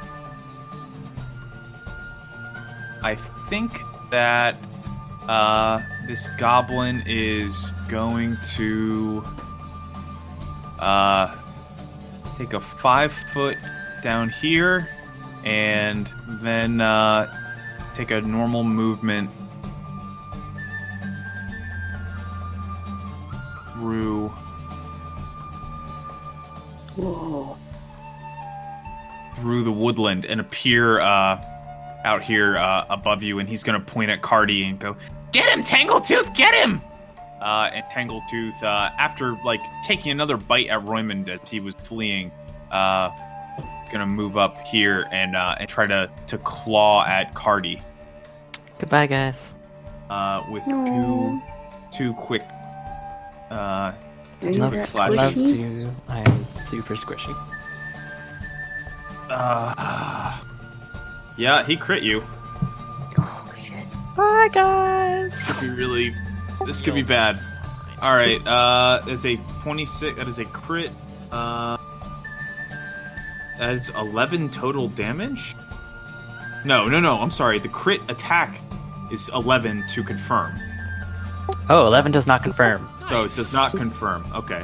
So it's just 4 damage from that attack, and then a 25 on the second attack. Oh my god, he rolled a 20 and a 19. And then a 4 from that one, so it's 8 total damage as it swipes at you with its paws. And as you're trying to like get out of here, and your familiar is like buzzing around, like trying ineffectively to like kind of gnaw away at like some of these thorns and roots. Two sharp slashes of pain rip one across your back, one across your thigh. These razor sharp claws dig into through your robe and through your flesh as well. And it is your turn. Question for you. Is this square, which is kind of like half in your circle, will I still be entangled if I go there? Yes. Fuck. Well, I withdraw to here. Okay. And that's as far as I can go, because entangled has movement. At And the end of Gogmort's turn, you would have to make a save. I'm already entangled though, so Oh. Yeah. I don't have to true. save. Yep. Fair enough. You're just fucking pulling through this. All right. Wait. Let me see. Thorns. Those in the area take 1 damage every time they fail a save. or failed to check to made to break free. So I don't take a damage because I didn't try to break free. Yeah. But I'm still entangled. Okay. And bleeding profusely. Yeah. You'll be fine. That's how she goes. At least your hair now matches the color of your skin. Vanya. Keep losing my mouse. Vanya. Vanya says, "To hell with this," and reaches into her bandolier, and pulls out a bomb and hurls it at the goblin. Okay. I got it right there. Ooh. That's a 21 to hit touch AC. Definitely hits. So that is 13 cold damage. Oh my god. And I need a DC 15 fort save, or he is staggered. Okay. About roll save. He fails. He is staggered. What does staggered do? It's one. You can either do a move or an action per turn, I believe. Yeah. Yep. Jeez, it's really good. And like my favorite effect. Yeah. I believe that it's staggered on their next turn. Yeah, it's just one round. Okay. Blythe. Okay, since the cat's not close enough, I think I'm going to wait it out and ready another action to attack as soon as something gets in range. Okay. Damon. Alright, who you think you can hide from me? Go and step here and try to hit him again. Okay. Alright, so... Nope. Can you guys, if she moves into entangled yeah, she has to terrain, save. she has to make a save, right? Immediately in when the she area of enters. danger, those enter. Okay. Okay, that's fine. Oh god, that attack. Yeah. What was the save? It's Reflex. reflex. Well, Nice. you're fine. Oh yeah. Fine. Yeah. Definitely dodging vines. You, Damon, you, like, run along, and, like, as the vine's, like, creeping up, you just, like, plant the tip of your sword, into the ground and, like, pole vault over all of, like, the entangled terrain, so it doesn't even come close. But then you try to do this really sick spin move, and it's, like, you missed by, like, 5 feet. Like, it wasn't even remotely fucking close. But you cause, like, a small mushroom cloud of earth to kind of explode next to this goblin as you like fully miss. Royman. Shucks. I should be shorter. I think you're good in this area. This like main kind of cavern area is like tall enough that doesn't inhibit you guys. Roymond. Roymond is going to. I'm gonna go. How is Cardi looking? Like 2/3 of his health is gone. Okay, so fairly beat up. Like he would actually die if another one of those blows happened. Yeah, not great. Yeah. Actually, I have decent con, so I wouldn't die. I'd just be very unconscious. Yes, and then I would stabilize you and you'd be fine. Or I'd just stand on top of you as an elemental. Let's see. I'm trying to decide if I want to defend you from a further attack or try to heal you, which will be a little less efficient. Because I can't guarantee that you won't get hit for the damage that I healed through anyway. Yeah. Um, Whatever you think you're better at. I'm gonna try. Let's see. My health isn't very high right now either. And you're linked to 2 people. Yeah. That is not for kitties. He can break his link before he takes damage though, so that's not so bad. True. I can end it as immediate. I'm going to. Since I'm the only healer. I'm actually going to heal myself, which I realize is a selfish act, but yeah. I can save you if I'm alive, but I can't if I'm on the ground. That's kind of how I'm looking at this. Cardi doesn't know the extent of your healing abilities, so is going to trust your healing judgment. Most of my health is gone too.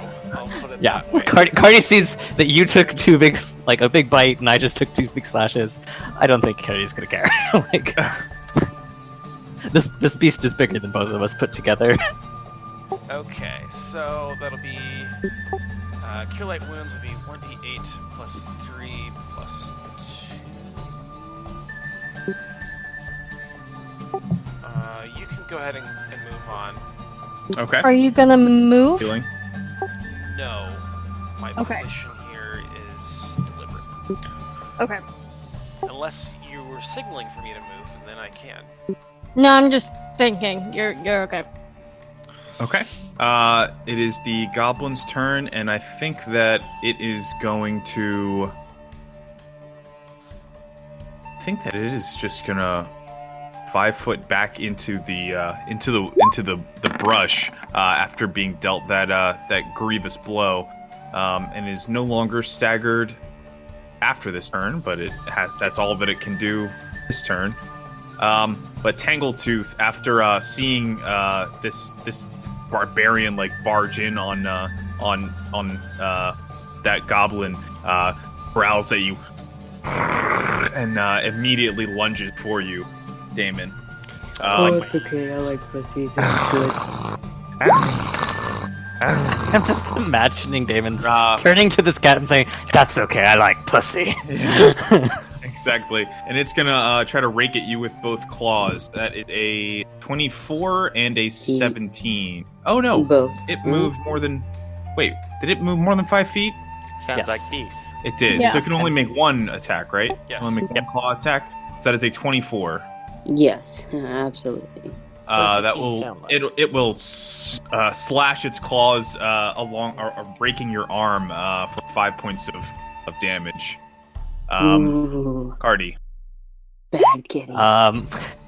Pleased that what's the name of the cat again? We heard Tangletooth. it. You don't know. Tangletooth. Oh yeah, he did yell at it. He yelled it out. Pleased that Tangletooth did not attack me. Cardi is going to move backwards, kind of like using this corner of the brush as cover, and is going to finally shoot the crossbow at it. Okay. And I did look this up. It is -4 for shooting into melee. So 14, not so good. 14. No, it will. The cat. It's actually not a bad shot, but the cat like very agilely just kind of like crouches down, and your bolt goes goes whizzing over its back. More like it's I didn't manage to miss Damon. Yeah. Vanya. It's too big. Light crossbow. Okay. Reloaded, then fired at Okay. that Cat one. once again. Cat one. So that is a 21 with -4 off that because firing into melee. So 17. 17. Once again, the cat kind of like sidesteps like extremely quickly and like way more agilely, as one would expect from a cat, a big fucking cat. Big fucking cat. Yeah, and it avoids your crossbow bolt live. Okay. Hold on. Once Roll20 works with me, I'm going to move up to here. And you take a gotta swing roll at that, your and reflex. Because you stepped into tangle stuff. Yes. Yeah, you do. You also are able to reflexively, kind of adroitly, dodge the entangling vines. Right. And then I will take a hack Okay. at the kitty cat. Okay. Fuck. Hold a 2. Yeah, you trip on a root that's like just barely like nudges your, kind of grabs at your ankle, and you're able to pull free, but it does make you miss your sword swing. Can somebody look real quick and tell me how long entangled lasts? 1 minute per level. 1 minute. Oh God. Okay, forever. The whole Definitely the combat. rest of the combat. Yeah, Damon. Damien Or yeah, Damon laughs. At least I'm not the only one who can't hit. And I'll try to attack again. Do it. At the cat. Nice. Whew, nice. There you go. Nice. Also, Damon, while we're on it, you heal for 5 points, I believe, because you are Why? because you're life-linked with me. So you took 5 of my I'm taking points? 5, and you're healing for 5. Yes. Shouldn't you be healing Cardi? I can't. That's not how do lifelink that. works. No. Yeah, this isn't. I don't think it's happening in character either. You feel life force flow into you Fuck from it. somewhere. But you can't really quite justify. So increase by 5. Okay. Yeah, you're this time as the cat moves to dodge the 2 crossbow bolts and Blythe, Damon, you catch it this time like without time to react to you, and you give it a big fucking slash with your longsword, I'm assuming. I like hairless. Or whatever that is. Oh god. Oh man. Alright, Damon is a fucking freak. Royman. Okay. Roymond is going to dismiss lifelink on Blythe, and as a standard action, I'm going to lifelink with Cardi. Okay. Yeah, that's my turn. I'm going to remain here. Okay. Is the goblin's turn? And I think it is going to kind of stumble out of the brush up here, shaking off the remains of whatever chills Vanya's bomb had caused on it. He kind of presses both hands to himself and whispers a spell. Wait, has he had a turn since he got staggered? Yeah. Yes. He just moved backwards. away. Yeah. Oh, okay. Yep. Yeah. Alright, sorry. Can we spellcraft? He's good. What? Can we hear what he's casting? Yes. Cool. Yeah. Cardi, you hear him go, "Cure light wounds, cure light wounds, cure light wounds." Speaking in Druidic, and I somehow just know what he's saying. You're pretty sure that he's curing light wounds himself. Oh, fuck. I believe he's trying to heal himself in there. Tangletooth is gonna back up a step, and then is gonna try to claw Blythe Alright. with a full action. That is a 15 and a 7. Neither hit. The 7 is a natural 1. Damn. So that is going to be not good, and I'm going to roll on the fumble chart to see what I can make happen. Fumbledy for bumbledy. Tangletooth. I think that she probably got her one of her claws got snagged on Blythe's chainmail. Ended up like yanking it out, and it goes. I can't do cat noise. You guys, your own imagination. What that Damn, was. that was really good, Tanner. That was very good. That was really good, Tanner. I think he just pinched his cat. I was trying to get the cat to make noises into the, Yeah. and he was like, "Nah, fuck you." That would have been very good. So it will miss, and it's Cardi's turn. Cardi is going to step down here, and knowing how poorly the crossbow bolt did because of the melee, he's going to shoot a ray of frost with his focus. Okay. Right, so it's going to do this much damage plus 1 if it hits. Ow. Never mind, that's not going to hit because it's a 10. It's a touch, though. Well, it's 10 to touch. It'll still miss, yeah. Because there's still a melee. Yeah. Yep, fair. Vanya. Vanya is going to attempt to plant a bolt in the cat. Actually, no, I'm going to shoot at the goblin because I have a better chance to hit because I'm not firing into melee and soft cover. So, and I am within 30, so we're going to get some point blank action. Doesn't matter though, because it's a 9. Okay. Yeah, You just hear, cure light wounds, cure light. Oh, that was terrible. Cure light wounds. He actually like turns his head to like look over his shoulder real quick. Like he thinks that like you're shooting at a potential ally. And actually, you hear just a muted in the background. This poor dog. As the dog that Roymond stoned in the face kind of wakes up long enough to grapple back to its feet, and then it takes a crossbow bolt in the flank and collapses again. So, Tanner, do you know the appropriate question to ask now? How much XP do I get for the dog? God. Right?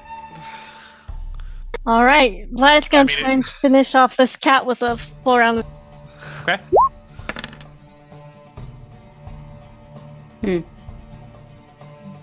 Maybe? Maybe not. Let's see. Spell. You just barely managed to catch him with the first swing, and you deal some grievous wounds to him. And you hear Gogmer go, "Tangle Tooth!" But your second slice missed pretty badly. And the cat just kind of like hunkers down and gives you like a death stare as its fangs kind of as it shows you its teeth, and it looks like it's getting ready to fucking give you the business. Bring it on, kitty.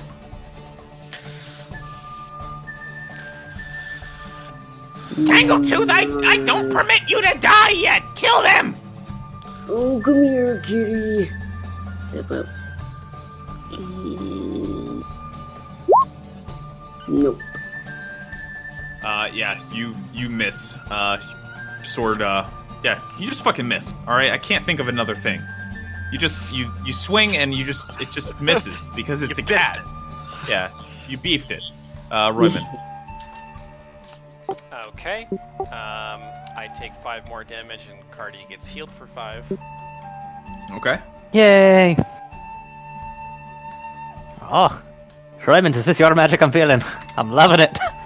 Yeah, just a little bit of my life, you know. It looks a little bit like your worse for wear. Don't worry, It's okay. we're almost out of it. I can take care. I can take care of it. Yes, we're definitely meeting with a lot of success here. I'm going to. True.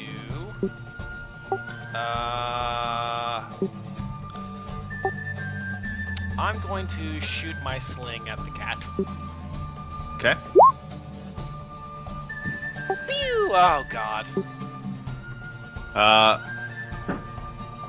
Roll that? I don't see it yet. Yeah, it rolled. It's bad. I feel like it's bad, but Oh. I don't see it yet. Neither do I. Good, then it's not real, and I can do it again. Nope. What is it? I rolled a nat 1. Oh god. Yeah. You hit Blythe.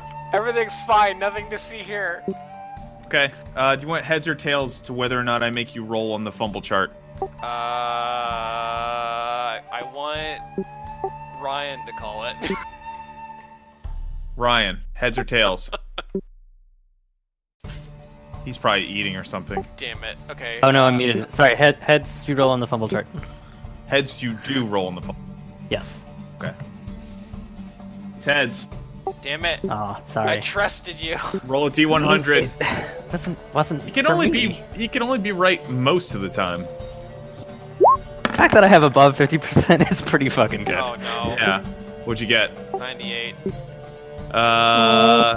Did you see that? Your attack ricochets back and you hit yourself. Apply the damage to yourself as if you'd hit the target. It says apply the maximum damage to yourself as if you'd hit your target. I'm just gonna say apply the damage that you rolled to yourself. Jesus Christ. And I don't know how much that is. 7 It's points 10. of damage. That's a lot. Fuck. That's weird. I can see your 100 roll, but I still can't see your attack roll. Yeah. No. Okay, Didn't well pop I'm off. almost dead. This could be a problem. Gogmert kind of steps off into the brush here, and you lose sight of him. And the next second, the brush parts as he springs out next to Tangletooth and makes an attack on Blythe. but he's holding a flaming sword, so I feel like he didn't really get a sneak attack on you. Fair enough. Oh, there you are. Yeah. I don't think you have time probably to greet him, but, Okay, never mind. what are we going to do? As a 22 to hit for 5 will hit. damage. As this weird flaming blade, weird flaming blade just like passes right through your guard and it's like burns you through your arm. Yeah. Yep, nothing special. Okay. Nothing else special. Oh, shit. Attacks with Flame Blade are melee touch attack. So that definitely hits. Definitely hits. Yeah. Yep. The damage could have been worse. And Tangle Tooth is going to try to rake at Damon, who appears to be the other most threatening opponent. That is a 19 and a 24. Yep. They'll both hit. Yep. Both claw attacks will hit for 4 and 6 damage respectively. Oh, that's a chunk. 6. Cardi.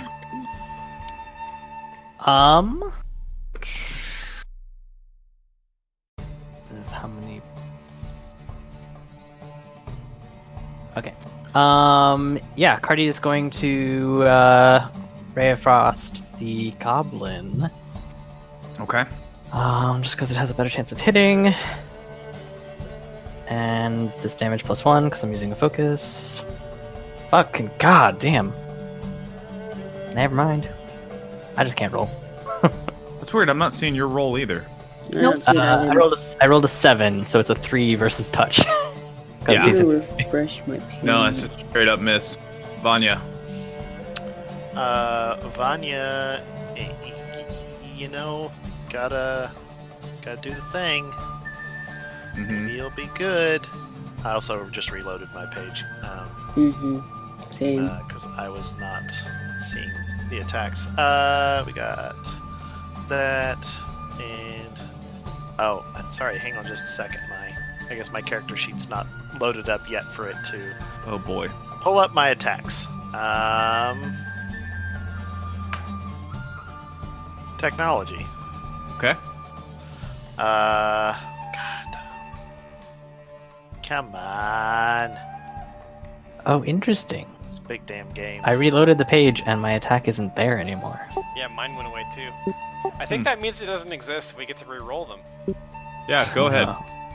Just kidding. The server, it might be that the server's having like connection issues, like we're not Maybe. connected to the game server correctly. Yeah, Just I'm gonna somebody do else. a quick refresh as well. Oh, that one dog is actually dead. You couldn't see it before, I guess? No. Yeah, okay. Legit. It's not dead. Oh, okay. He just looks dead. Yeah, he's knocked out and has a cross. Gotcha. Yeah, I do not hit. Okay. Blythe. Alright. I will full round attack again. Who are you attacking? Well, I'm gonna.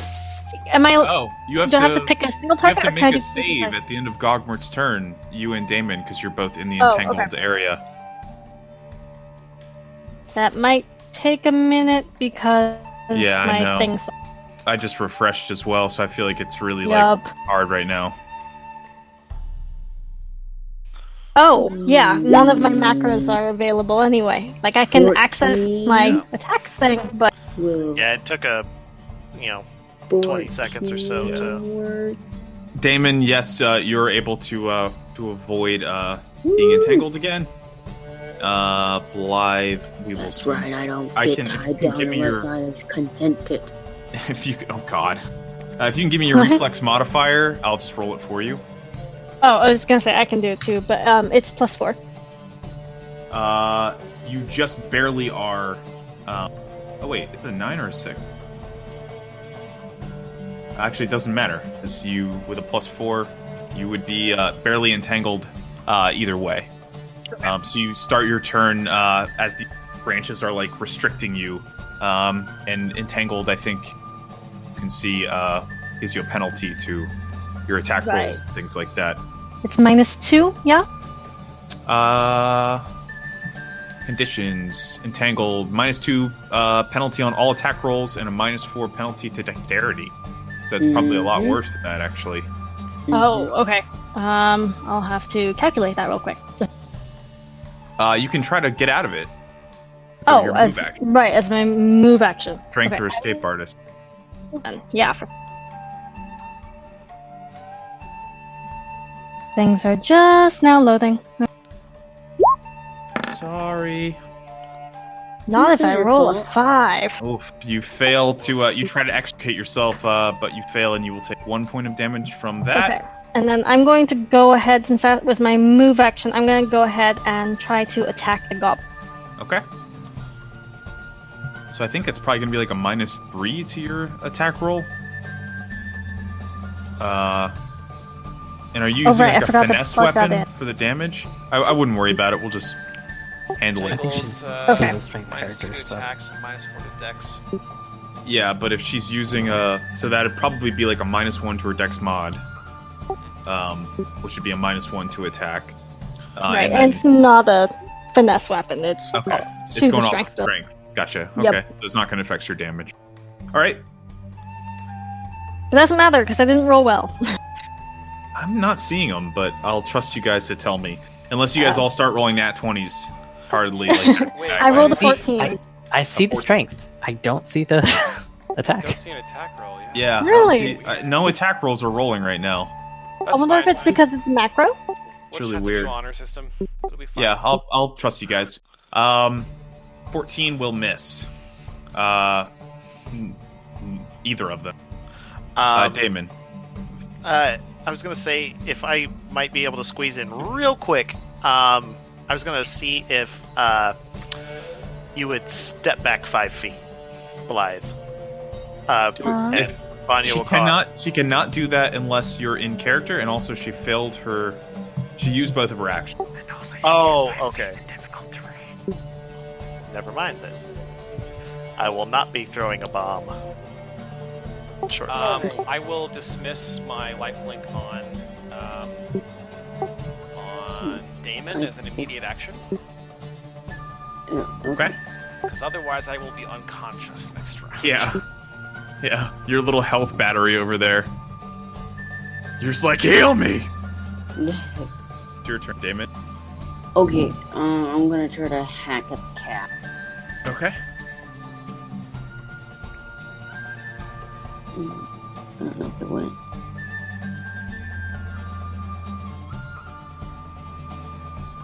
I can't see attack rolls right now for some of you, so okay. They roll out and you see it. Tell me what happened. Okay. I can't really see anything. Oh, here. Okay, 18. It says damage is 0. Oh man, something's wrong. So 18. Yeah, you rolled an 18. Your stats are gone. Yeah. Weird. This is weird. Okay, so okay. Yeah, just look at your PDF. I mean, you're definitely gonna hit if you rolled an 18. Yeah, I did. And I think even if you did minimum damage, you probably killed this cat. But look at your YPCG attacks. I'm in Kansas, so I don't have. You don't have YPG? It should be. We have the same, so it should be +6. Same what? We had the same stats. So you have +6 to damage? Yeah. Okay. But you need to roll D something for your weapon. By +6. +6 damage? to damage. I do. Probably. Yeah, she's saying she thinks that you guys have the same amount of plus damage to your roll. So your damage is you roll the damage dice of your weapon, which would be 2d6 for a greatsword or whatever one you use. At this point, you've rolled +4s, so I don't know where you're getting +6. Yeah, Two-hand, I do +6. Either. Oh, okay. Yeah, it makes sense because it'd be I do +4 when I duel, or when I use the. Suzu's earlier greatsword swing was 2d6 +4. Okay. Because it's based off of my strength. Oh, I didn't know it was Is your great strength sword. only Okay. plus? If you're using a strength great is sword 18. no, you definitely are getting more than that. If you get so she doesn't have 1.5 times strength. Yeah, so it should be +6. So it would be a +6. 2d6 +6. Yeah. If you use so your strength mod is 4. Right. If you use a weapon with 2 hands, you add half of your strength again. That was another Am plus. I input incorrect? Okay. Okay. So I wouldn't worry about it right now, but Right. Anyway, you rear your greatsword back. And the cat just like sinks its remaining claws, and draws a bunch of blood, and you lash back out and slash it, and it collapses forest floor, finally dead. Okay. And actually, I think the entangling vines immediately start like wrapping around this cat and like absorbing it into the earth. Okay, so you don't want me to roll damage at all? You can roll it if you want, but it only had 4 health left, so no matter how much you rolled. Okay, Nice. 12. You killed the shit out of it. You You fucking sprayed blood all over this fucking field. You create a cloud of death, and everyone, Blythe and Gogmert and you are just like covered in just spattered of like straight cat out blood. Dragon Age Guys, I think I just earned my red wing. Yeah. Oh my god. Oh. Yeah. Everybody, High make five. will saves. Very Make will nice. saves. Anybody within earshot, make a will save. What is Ryan's? Does Cardi have to make a will save? Yes. Yikes. That's hilarious. Vanya, you're incredibly well familiar with bodily functions and things like that. So like, she's a woman, so Yeah. like she's familiar with the. it seems fine to you. I don't think being a woman immediately gives you immunity to like period blood explosion comments. But you know, sure, she gets a bonus. Sure, it's a bonus. Out of context, D&D quotes. Yeah, Royman and Cardi, you guys are both horrified by Damon Savage Moore, and yeah, you're like pretty disgusted and think he's probably a little bit insane.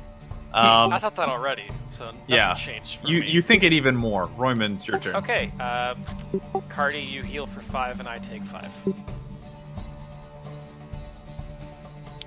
Okay. Wow. That seemed dangerous. Uh-huh. You're right. I'm gonna cure light wounds on myself. Okay. It is Gogmert's turn, and as he turns and sees his feline companion gets slashed, he goes, "Eep!" And then he goes. You just hear him calling.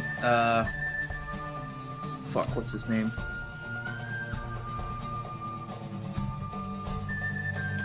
Chief Rip Nugget, Chief Rip Nugget, and he goes careening off away from you at full speed, straight through the trees. Like it ain't no thing at all. Do we get attacks of opportunity or Yes, nah? yes. Okay.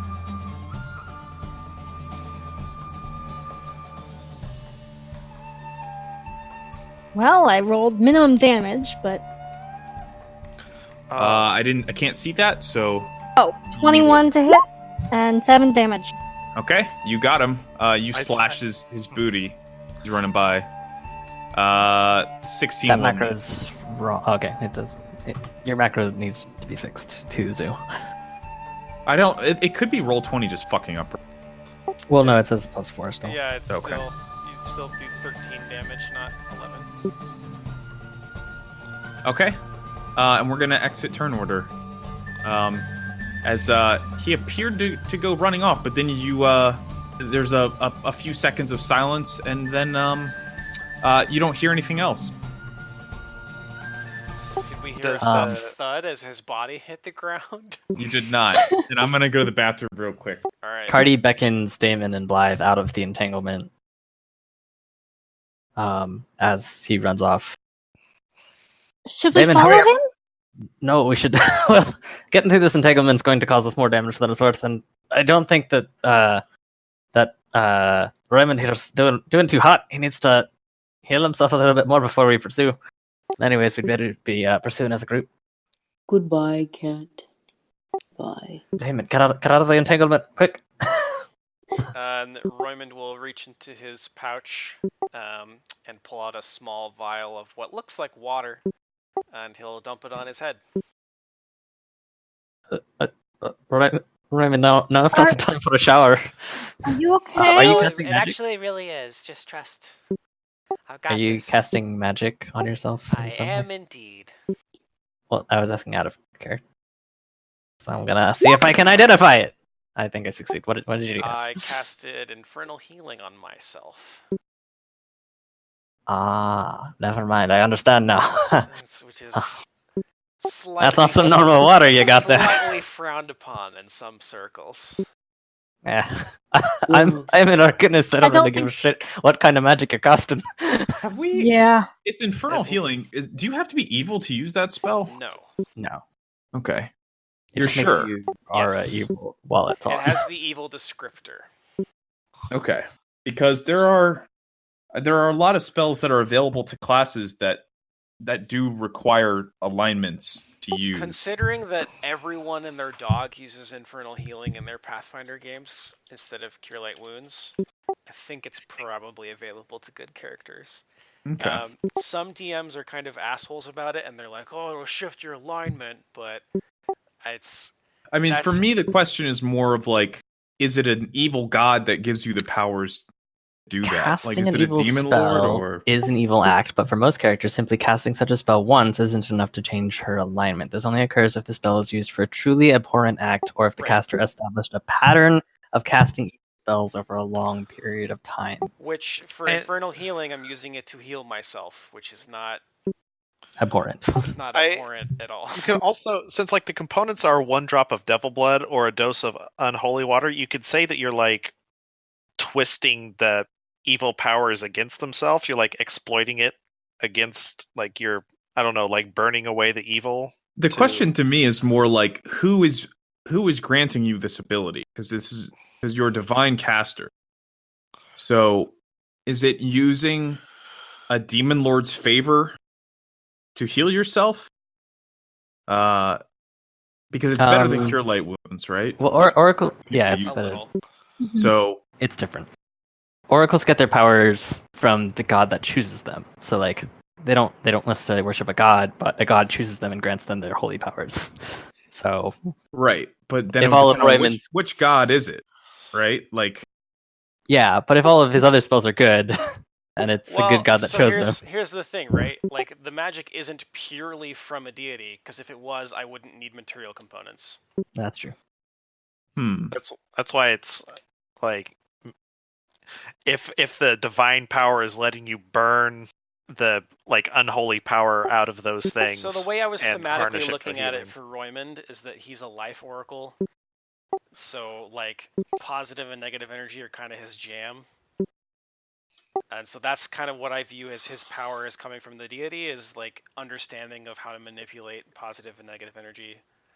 Yeah. And the fact that the material component is devil's blood is something he's not like thrilled by, but you know, the alternative, like the good version of this spell is dog shit, and nobody uses it because there actually is a there's like a celestial healing or something, but it's way worse. Okay. There's more notes. A wizard who uses Animate Dead to create guardians for defenseless people won't turn evil, but he will if he does it over and over and over again. The GM decides whether the character's alignment changes, but typically casting 2 evil spells is enough to turn a good creature non-good. 3 or more evil spells move the caster from non-good to evil. The reading I've done on this, that particular FAQ that you're reading is incredibly contentious. Yeah, the greater the amount of time between castings, the less likely alignment will change. Because there's a bunch of debate surrounding that, because what that also means is that good spells do the same thing, which means that a devil could cast a good spell on himself twice and make himself immune to smite evil. So there's a bunch of problems with that. Yeah. This is weird. It's almost like feeding. It's almost like a vampire getting like a wounded creature to like drink its blood to heal, or something like that. Like it's definitely like it's a non clean action that is like heavily associated with evil energies and like evil like dark magic. But I don't know that it necessarily. It also says on the spell itself, this ability cannot repair damage caused by several weapons, good aligned weapons, or spell or effects with a good descriptor.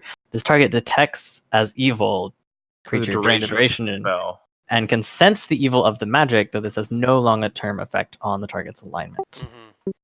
I mean, I'm fine with. For me, it's not that it has. Well, since it says it has. Okay, so the recipient isn't changed, but the caster necessarily is entirely up to GM. The GM decides whether the character alignment changes, but typically, I'm not concerned about the alignment so much as like the flavor of the character and how using a spell like this would make everyone else feel. Mm-hmm. I don't can't speak for Vanya, but I know Cardi is like, fuck magic, use it for whatever. Yeah. Like I think this would be the sort of thing that, like, if you used it on like a farmer, for like sure, in the middle of nowhere, they would be like, because they would not like this, and like they wouldn't want you to even use this to save someone's life, probably. Yeah, I'd agree with that, because it's like a forbidden act to do this. So I think for Roymond, it's more like mastery over the life force. So he views it as like stealing, like devil's blood came from somewhere, right? Somebody killed a devil to get that shit. So he kind of views that as like repurposing an evil entity's life force to carry on good things for himself. Does that make sense? But he's aware that that's what I was saying. He was aware that like a cleric would definitely frown on him doing this in front of him. I don't even know if they would frown on it. This would be considered like, it's not a good thing to do. No, this is like an abomination to the gods type of thing. It seems like this is like bending the natural order in a way that like is not. Anyway, I don't want to get. We're so far in the weeds with this. Yeah. It's also sort of one of those things. It's like it's not an abhorrent act. He's healing someone. So yeah, the act itself is like. That's why I don't. The think, evil like, of the spell is much less important than the act that it's going with. But I would canon say that this is like this is like the moral equivalent of like feeding someone demon's blood type of thing. Like you are infusing demonic essence into their body, for a brief period, which most good people would prefer to die rather than have that happen to them. So that's how I would. Therefore, you're not a good person. I mean, I'm not gonna like punish your alignment for it. Do you want me to get rid of that spell? No, that's not what I'm saying at all. But I'm saying like, I would think that I would like consider it doing that when you're doing it. Don't just be like, I pop infernal healing and nobody cares, or like it's like maybe it would. Be mindful of your audience. Yeah, be mindful of your audience, and maybe that's it would. Literally what I did, though. What? I didn't announce to anyone. Yeah, but Cardi just figured it out. Cardi knows, but Cardi didn't tell anyone. Yeah, nobody said anything. I just dumped water on my head. I'm not punishing. I'm telling you, like, I'm telling you, like, how I'm interpreting that act on, like, within the morality of the world. Okay. Because it's an evil spell, so I don't think it would be the sort of thing that, like, you just do and nobody gives a fuck if they know what you're doing. No one except for Cardi knows what he's doing, and nobody here has the ability or strength of aura to detect him as evil. So, and it's up to Ryan Walker how he interprets what's what that is, or Okay. yeah, Cardi just gives Roymond a wink and says, "Ah, I see what you're going at." Well, I mean, just use all your resources, I suppose. I'm right there with you. If I could do the same, I would.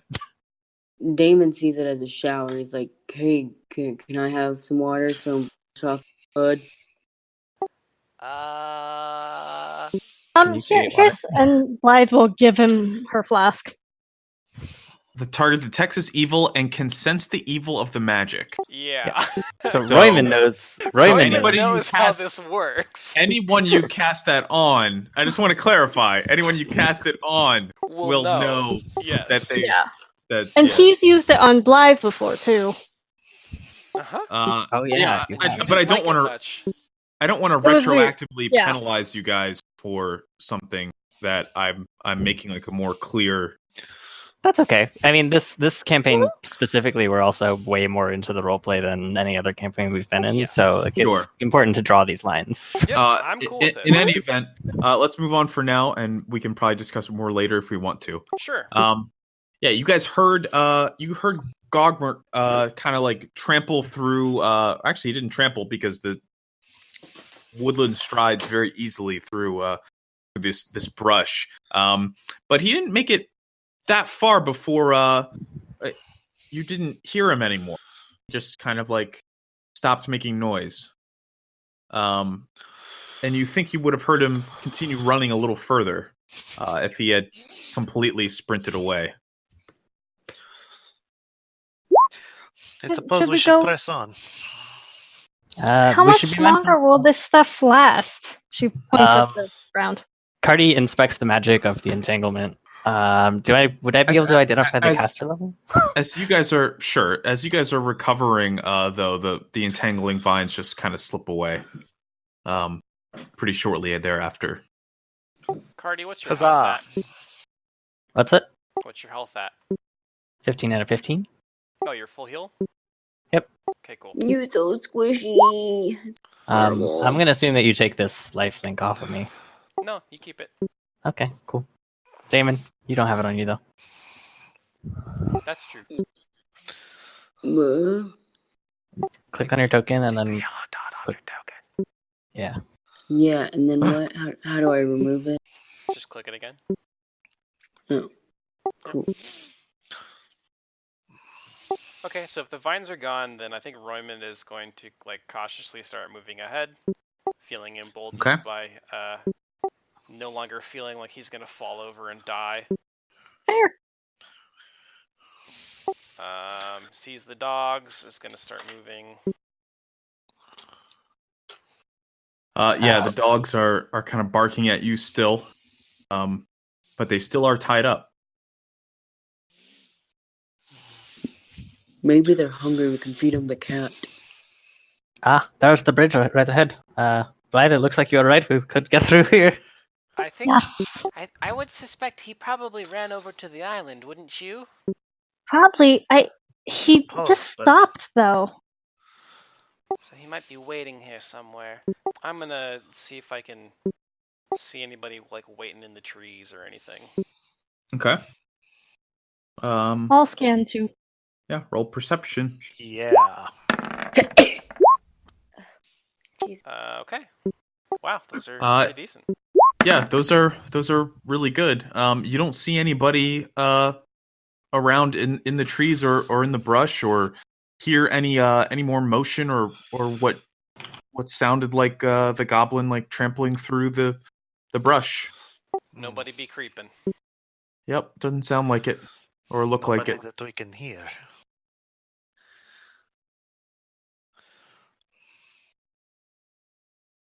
All right. Okay. How's this bridge looking? Not great. A rope bridge spans the gulf between the cliff and a roundish, flat-topped island 60-some feet to the north. Thick patches of nettles and briars grow here and there atop the island, but its most impressive feature is a wooden one-story stockade. 2 30-foot-tall watchtowers guard the stockade's southern facade. The rope bridge itself is made of hairy rope and thick wooden planks. The whole thing creaks and sways in the wind above the churning surf 80 feet below. Yeah, it doesn't look super great. Looks like it was made by goblins, which in fact it was. Maybe I should head along first. I'll just I'll dig in my bag and I'll pull out a 50-foot rope. Roll me another round of perceptions, all of you that are right. Well, I guess now that you're all there, you all do it.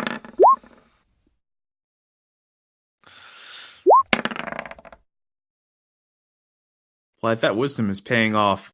Blythe, as you're walking past, you see a strange-looking stick on the ground right over here.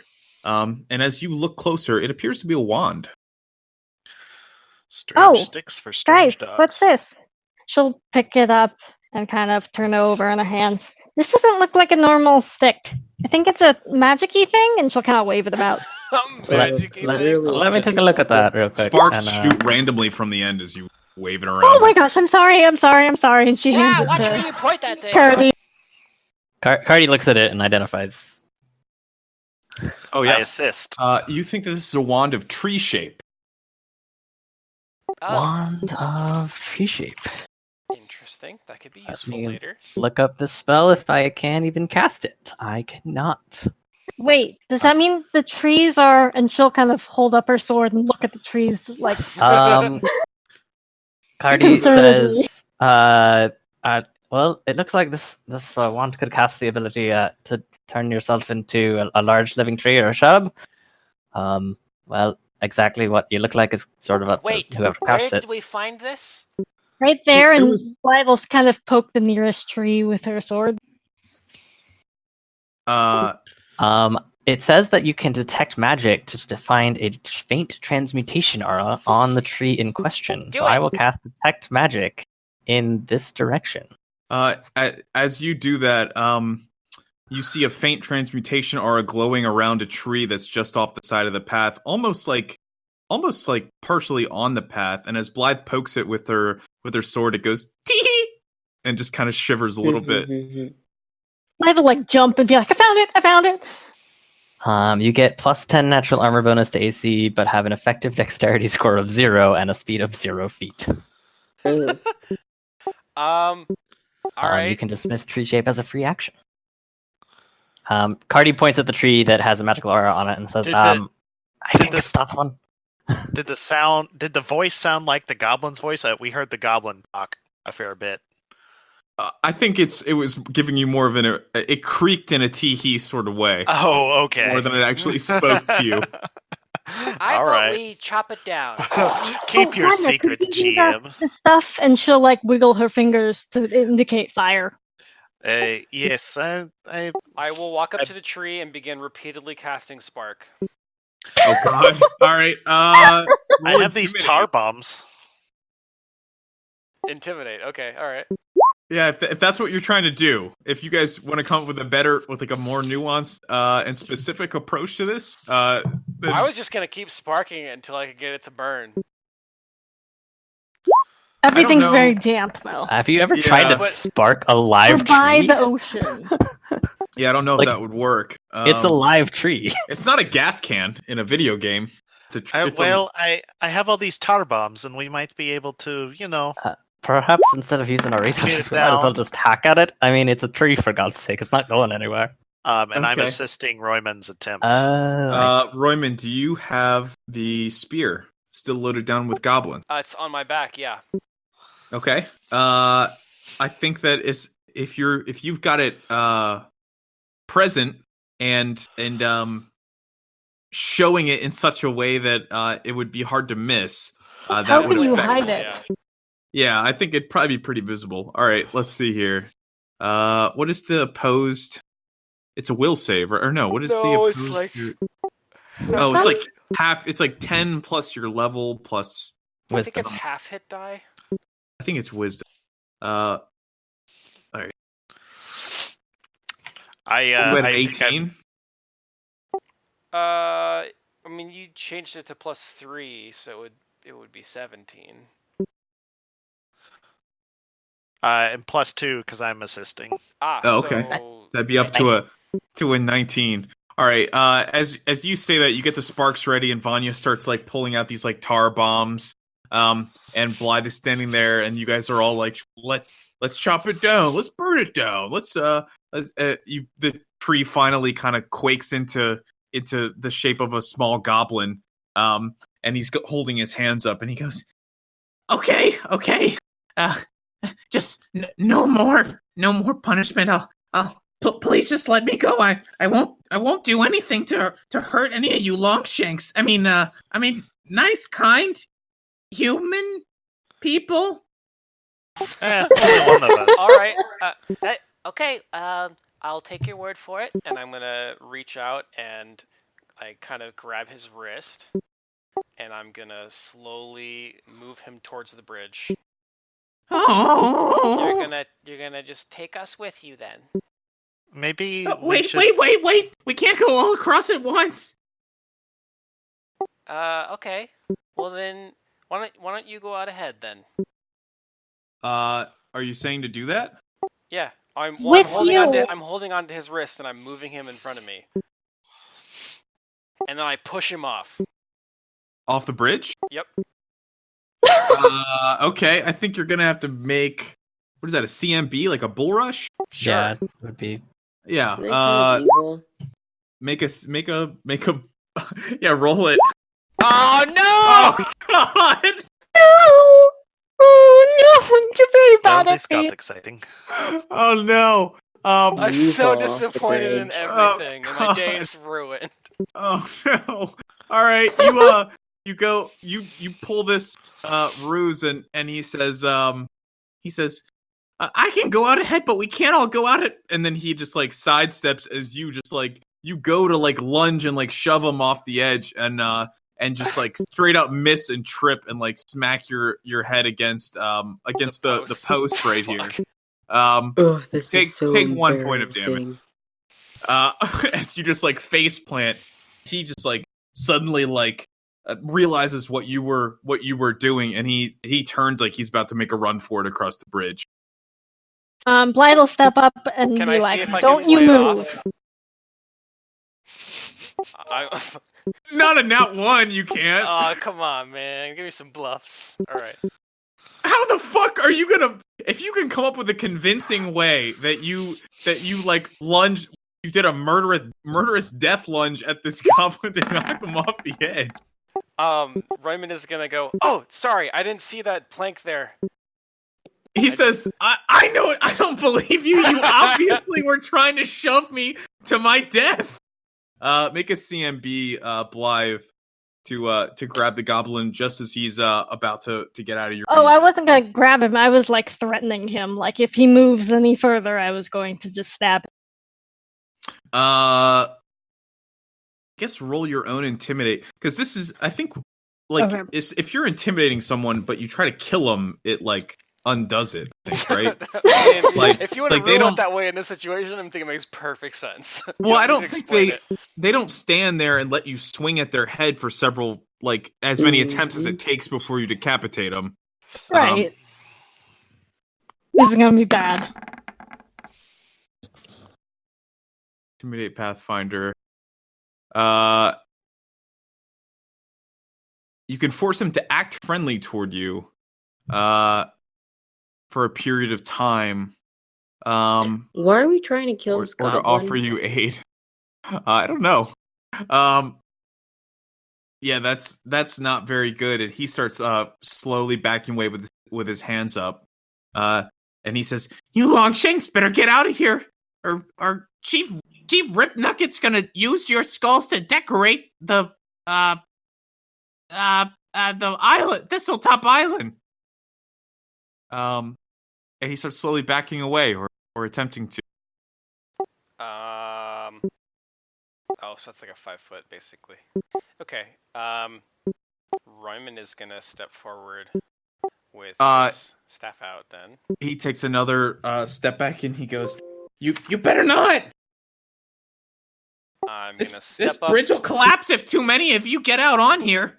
Blythe starts tying a rope around this post, like her own rope, so we have something secure in case things start to fall. Cardi begins investigating. Yeah, sort of like investigating the bridge to see. I'm gonna hit him with my Completely staff. out of game. I'm gonna leave in like 5 minutes. Okay. It's been a really long day for me. Okay, we'll wrap this up in a moment. Okay, I fail. Okay. You were trying to attack him. Let's see. An 18, you will hit for 6 points of damage. And he looks like he is badly hurt. But he's not incapacitated. Is he at 0? No. Roll initiative for a second, I guess. Oh shit! I didn't have my. I don't think that was quite a surprise. Well, you may have just gotten a stroke of good luck, though. I didn't get my turn added in there. Oh.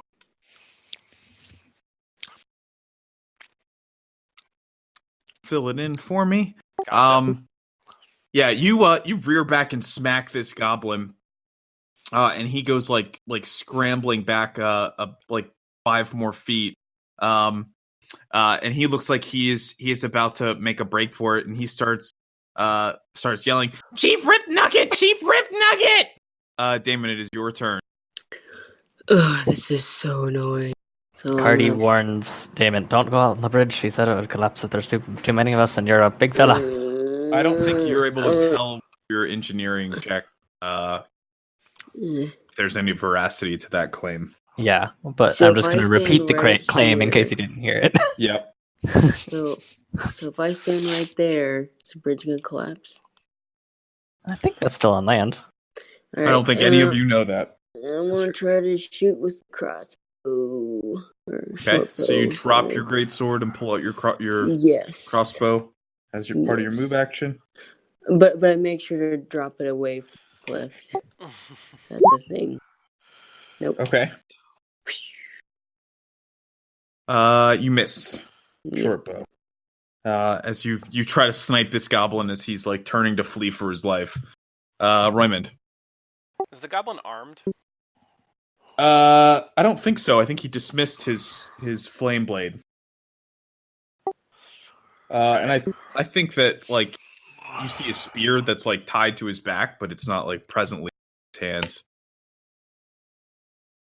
So, can I just move through him? Around him? I guess. Yeah, I guess because he's not threatening any spaces, right? So. Yeah, that's true because he's not. He doesn't have improved unarmed. So there's nothing really to prevent me from just. I guess it's up to you to take the gamble on whether or not this goblin is also a master of kung fu. If he is, then you're going to take an AOO. You're right. We did learn the hard way. Goblin druid. I'm just gonna. Since he's kind of limping along, Roymond is going to also limp, but faster because he's used to it. Okay. And he's gonna get out alongside and then in front of the goblin and just kind of. Actually, I'm gonna hit him. Fuck it. Okay. Fuck him up. This is the slowest assassination attempt in fucking. Is that the same rolls? Yeah, it's Same identical. rolls. Wow. Okay. Yeah. He goes to run, and you like sprint past him, and you two kind of struggle with each other on this bridge, and it starts swinging like wildly and like creaking crazily. And then you bring your staff down and bonk him on the head, and he collapses. And he looks like he's bleeding out, or he's Okay. dying. I will check his body. Okay. You find. Let me actually just copy and paste this. Actually, I should have probably opened the PDF on my computer instead of just reading it out of the book.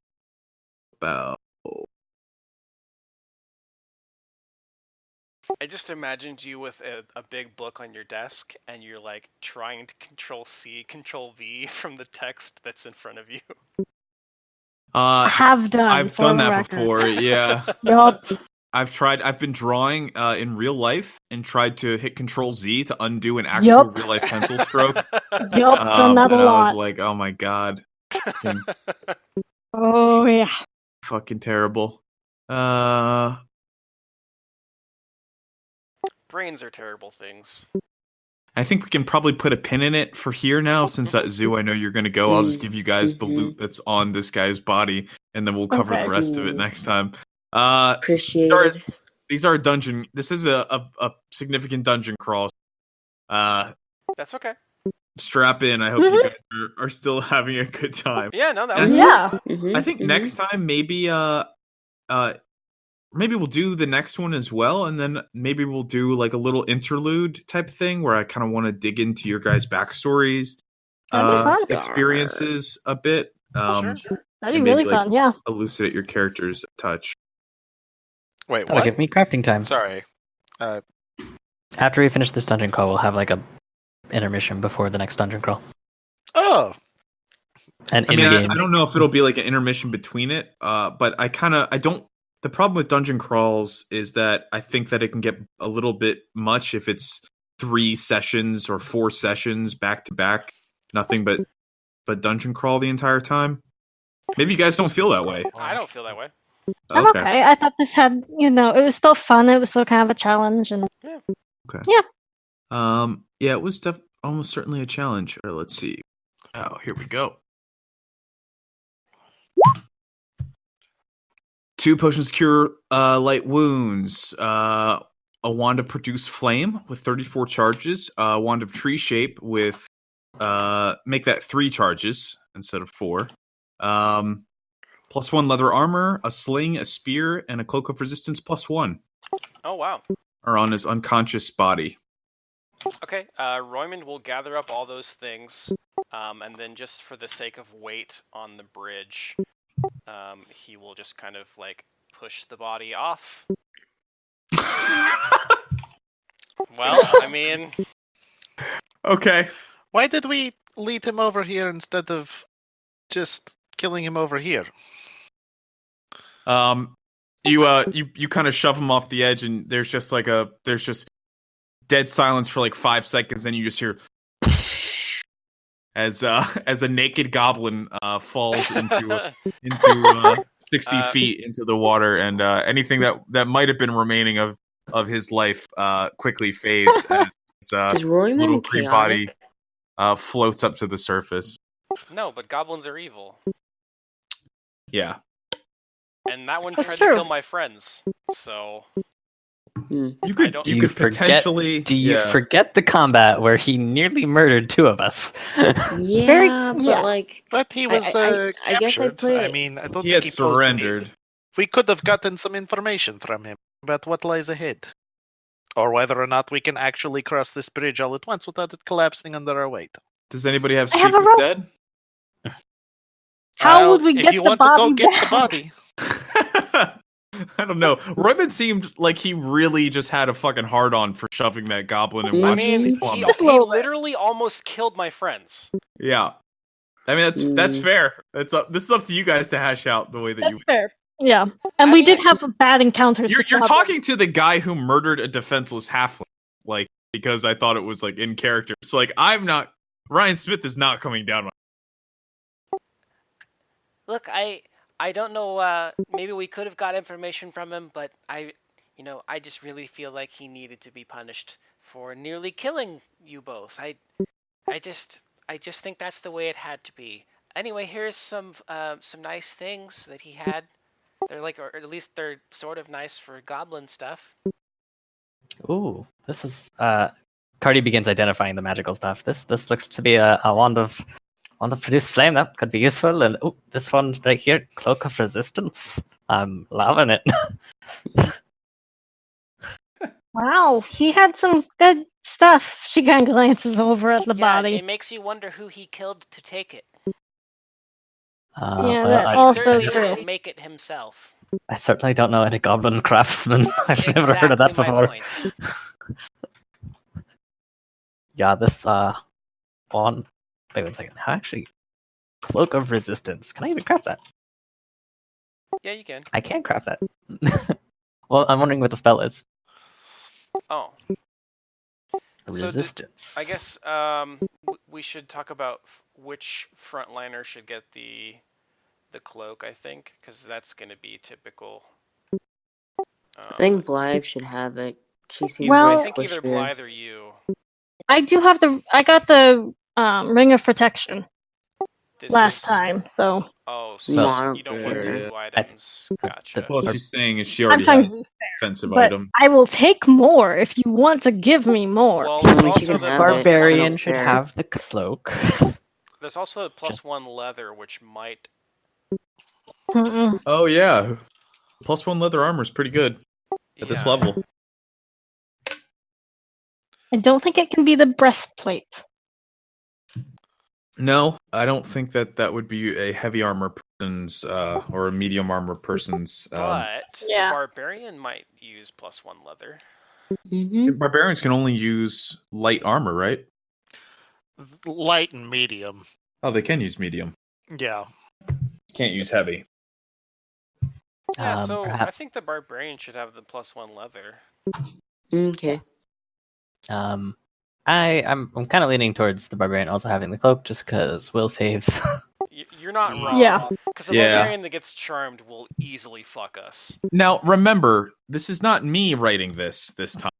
I was targeting you guys with will saves a lot in my homebrew game, because I thought it was interesting and it was a legitimate threat to level at the barbarian, since nothing else was, because he had 1,000 HP and did 1,000 damage anytime he looked at anybody. So the only will saves that will come up in this adventure module are the ones that the Pathfinder company, that Paizo in their infinite wisdom have created, Right. and inserted. Some in of those are probably going to be charm effects. It's possible. It's highly likely. Yeah. Given that Rise of the Runelords is more like a classic D&D experience, which is why it has all the dungeon crawls and stuff, I would fully expect some will save stuff. Yeah. We have Yeah. to blow the bicep up. We blow the bicep up. Yeah, I think if the bicep wants to take both of those items, I think that would be more than fine. Sure.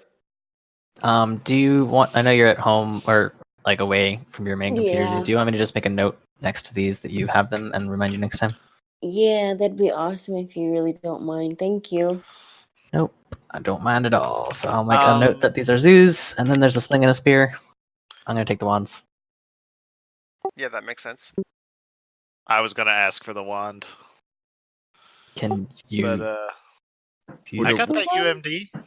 Oh, that's Got true. it. You can both do it. So Well, maybe it's you divide it in an it's equitable. a druid shaman. Well, like I don't the know tree much shape, about how- yeah. The produce flame is a. Oh, it is also druid Yeah, shaman. it's Fuck, a I druid can't use that either. shaman. Are we able to use it if we have You have high to- UMD? Yeah, you have to use UMD to use Yeah. it. If Yeah, it was 'cause I on got your spell plus list, you 10 could to just... UMD. Damn. It's not bad. Yeah, that's good. Yeah. I was just taking it because like I don't have things to do in combat. But yeah, I'll let you have it. Well, okay, yeah, then it would probably be something because it's a melee. You can hurl you can my hurl UMD it is up to horrible. 120 feet. Yeah. Oh, okay. Because You're that would be taking it. another option for me. I'm only gonna take ones on my spell list. You're gonna take this one. My UMD's shit. Well, that thing's Okay. really good because it lasts, like, you cast it once, and then it lasts 1 minute per level. It doesn't use a but that's charge 1 every minute. time you throw. Oh, maybe it does.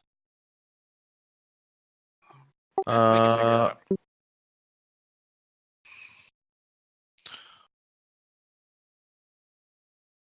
Each attack you make reduces the remaining duration by 1 minute. Oh, gotcha. Okay, so you can use it like Once. it's a level 1 'cause spell.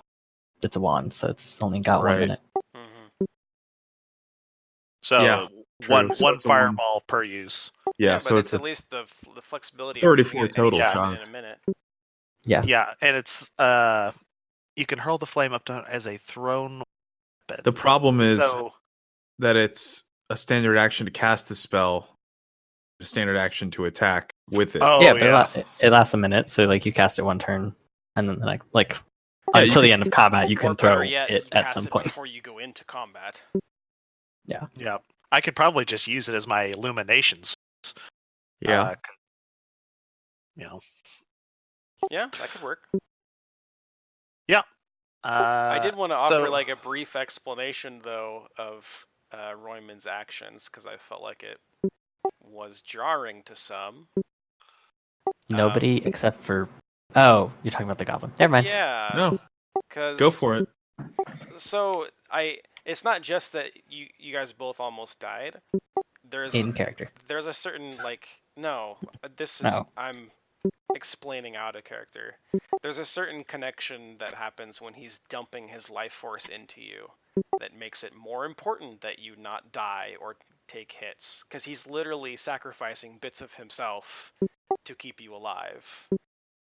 So there's multiple layers of why he would be very angry at a creature for trying to kill you, because it's also trying to kill him at the same time, even if it's not swinging on him directly. I interpreted it also partly as you had just used infernal healing on yourself, so there was Maybe some element of that evil magic influencing your decisions. And I don't want to apply that to you, but I think I don't hate would, that interpretation. Yeah. Well, I think that would make a lot of sense. I also as think well. that Chris, your explanation there for it is great. Like that would be a good in character, interpretation. I didn't think there was time to really roleplay that this evening. Right. Yeah. Well, we definitely dive into that next time. Yeah, exactly. Yeah, I'd be more than happy for you guys to have a character moment about dissecting that entire experience. I would the love character to. that made us roll will saves from the insanity of causing Red Wings. Yeah. Doesn't get to call throwing a goblin off a bridge evil. Like I'm just imagining this half orc just licking his lips, just like pussycat blood. I just got my Red Wings. It's like, what the fuck? But I know, Zoo, you raised concern over throwing him off the bridge, and I really don't think your character gets to do that. But it's up to you. It was kind of more of an out-of-game character, because I played Paladin in another game, and so because this creature was alive, it seemed extra torturous to just shove him off. Yeah. Like that is also the hard also part that he had about... surrendered, and you tried to that's the other thing. tried to If you were a paladin in this game, it would probably be a problem for the party, but you got to make sure that I don't think it's a problem. Yeah, I don't think it would be a problem for Roymond the Oracle to do something like that. It's an evil creature, and he was feeling the he was still everybody's blood was still pumping from that combat. I think it's not like so. Yeah. Yeah, this was right. I don't think that Roymond trusts goblins. I don't think all the experiences he's had the last few days / weeks, I don't think it leads him to believe that they're capable of giving an earnest surrender. I think that that if that goblin had an opportunity to betray you guys, he would definitely sure would have. Yeah. He would definitely try it. I think he made his intentions pretty clear when he tried to entangle you and waylay you in the woods with his companion. Yeah, I just think Roymond wasn't having it. Yeah. Yeah. He emptied your blood bag of an oracle to a considerable degree in that. Literally one health. That fight. Literally one health. So much HP dumped into that. Yeah, it was a lot. His cat probably did most of it, but oh, definitely. Yeah. The entangle with the cat was good. That was his goal. It's a good fight though. I enjoyed that. Get you guys. I enjoyed it as well. I'm thinking that Roymond will probably also have some regrets for his actions, but we'll see. I'm totally fine with that. People can regret stuff, and I like that characters can doubt themselves and change depending on how things are handled and how their party feels about stuff. They don't have to constantly. Everybody doesn't always have to be in agreement all the time. Yep. And characters are allowed to start early in a campaign one way and then maybe change their minds about stuff. I think Havelock is slowly becoming less racist toward elves. But you mean after he slept with one that made a difference? I think that helped. I think that Ilix has challenged his perceptions about his assumptions about elves a little more than that. Oh, I'm just Havok talking used to hate elves. characters.